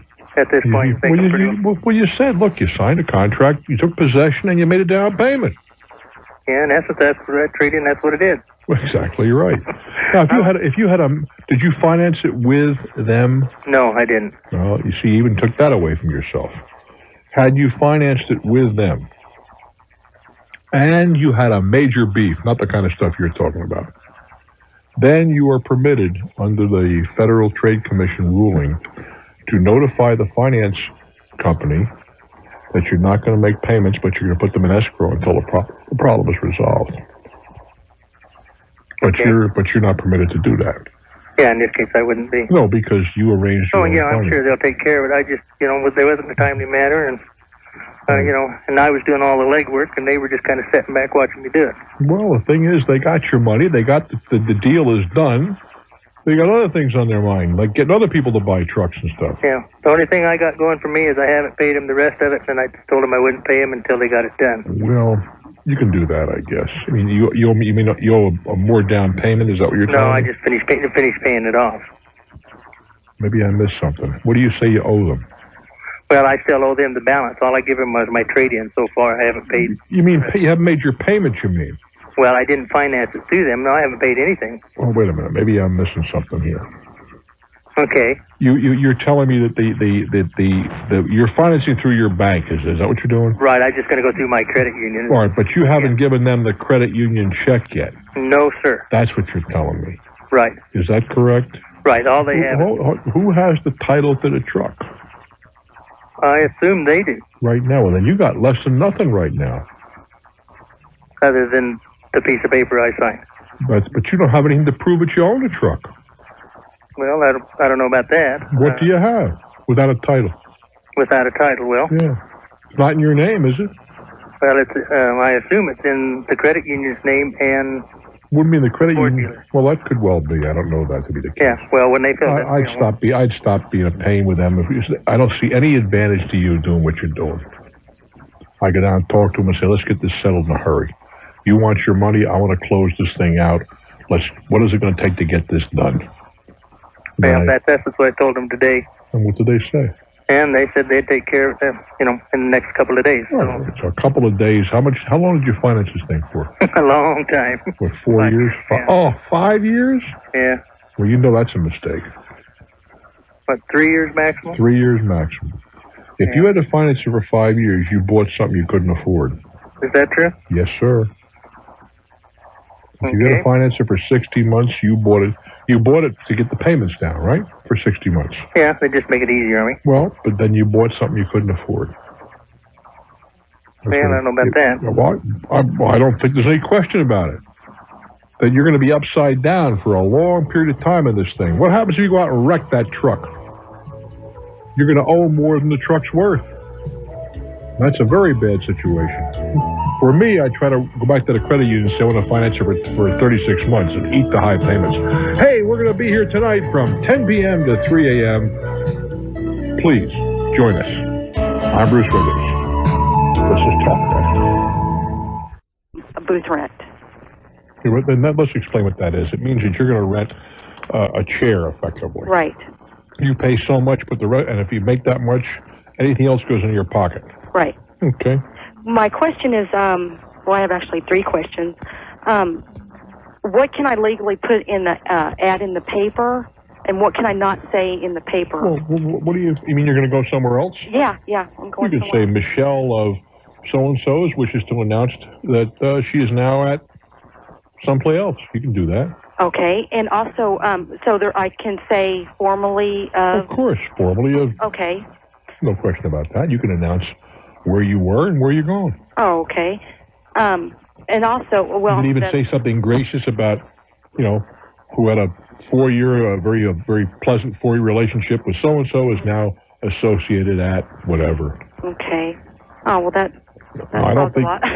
I don't believe that you can write to your clients. You can't? I don't think so. They're not. That's what. See, I have all my addresses and everything. I'm sure you do, but but you developed that on when you were working for somebody else as an employee. Even if you look them up in the phone book at your home. It doesn't matter. You'd be soliciting their business. I'd be a little unhappy if I were they. Now you might get away with it. Yeah.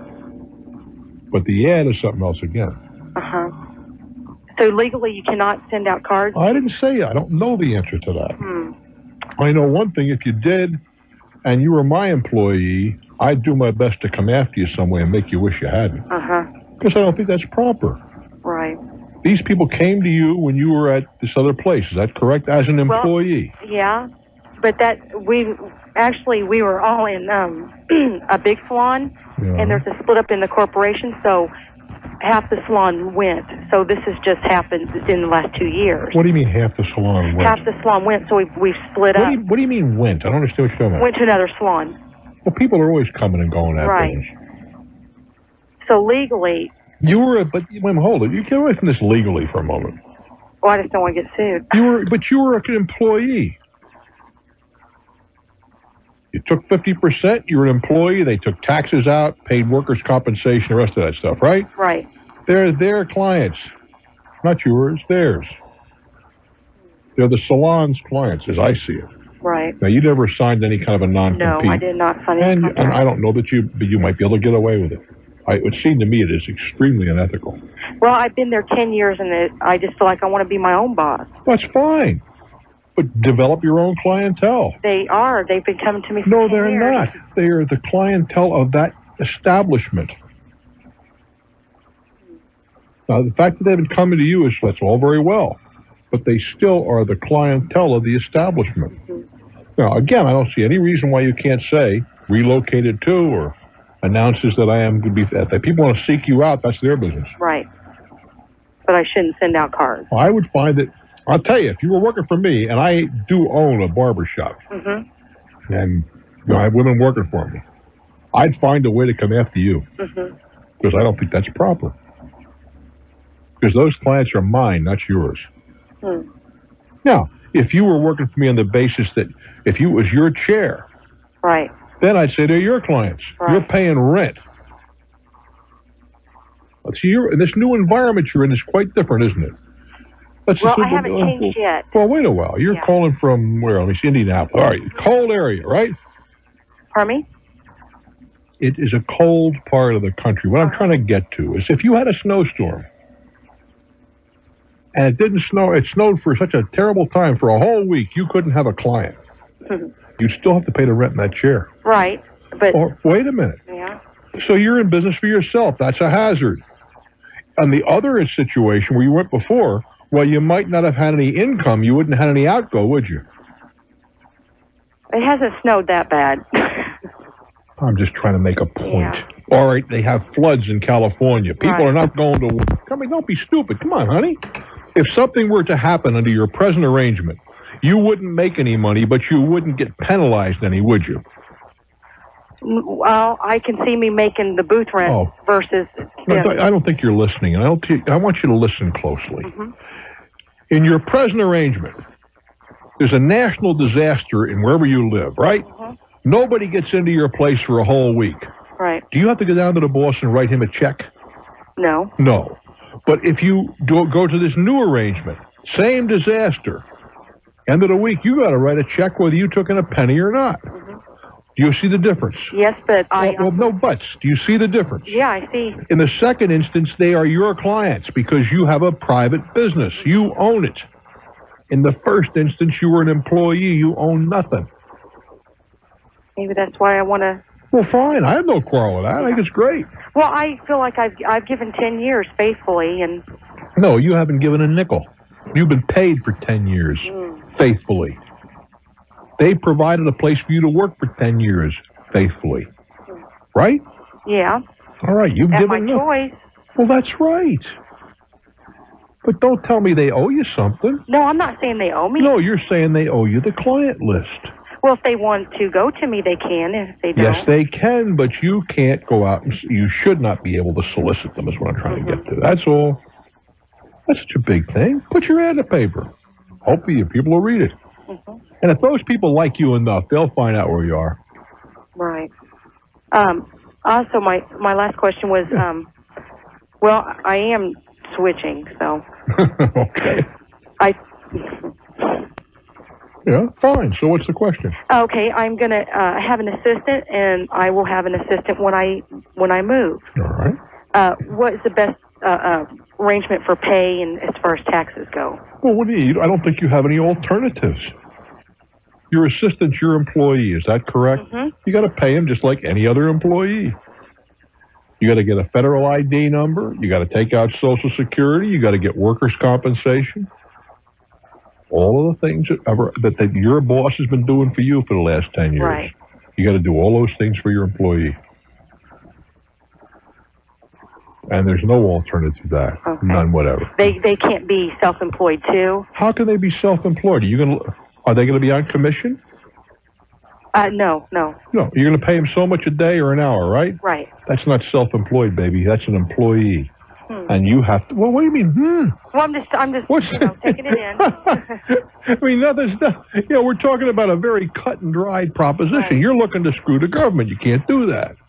You got to pay. I didn't know. I was just asking. No, you can't do that. You got to pay Social Security. Yeah. You got to pay workers' compensation. If your state has unemployment, you got to pay unemployment. Mm-hmm. All of those little goodies that your boss has been doing for you over the past 10 years. Right. Well, now you're the boss now. And the same thing is true here. If they don't come, if no business, you still got to pay the employees. Right. But if you make a lot of business, well, if we don't, let's say there's a national disaster and we're out of business. If nothing comes in, you still got to pay the employees. No, let her talk. You still got to pay the employees. Yeah. Well, no, we don't get paid hourly. We get paid by what we do. You do, but not your assistant. Yeah, I'm talking about right now. Yeah, right now. You're a commissioned person. Uh-huh. All right, good luck, sweetheart. All right, thanks. You're welcome. I'm Bruce Williams.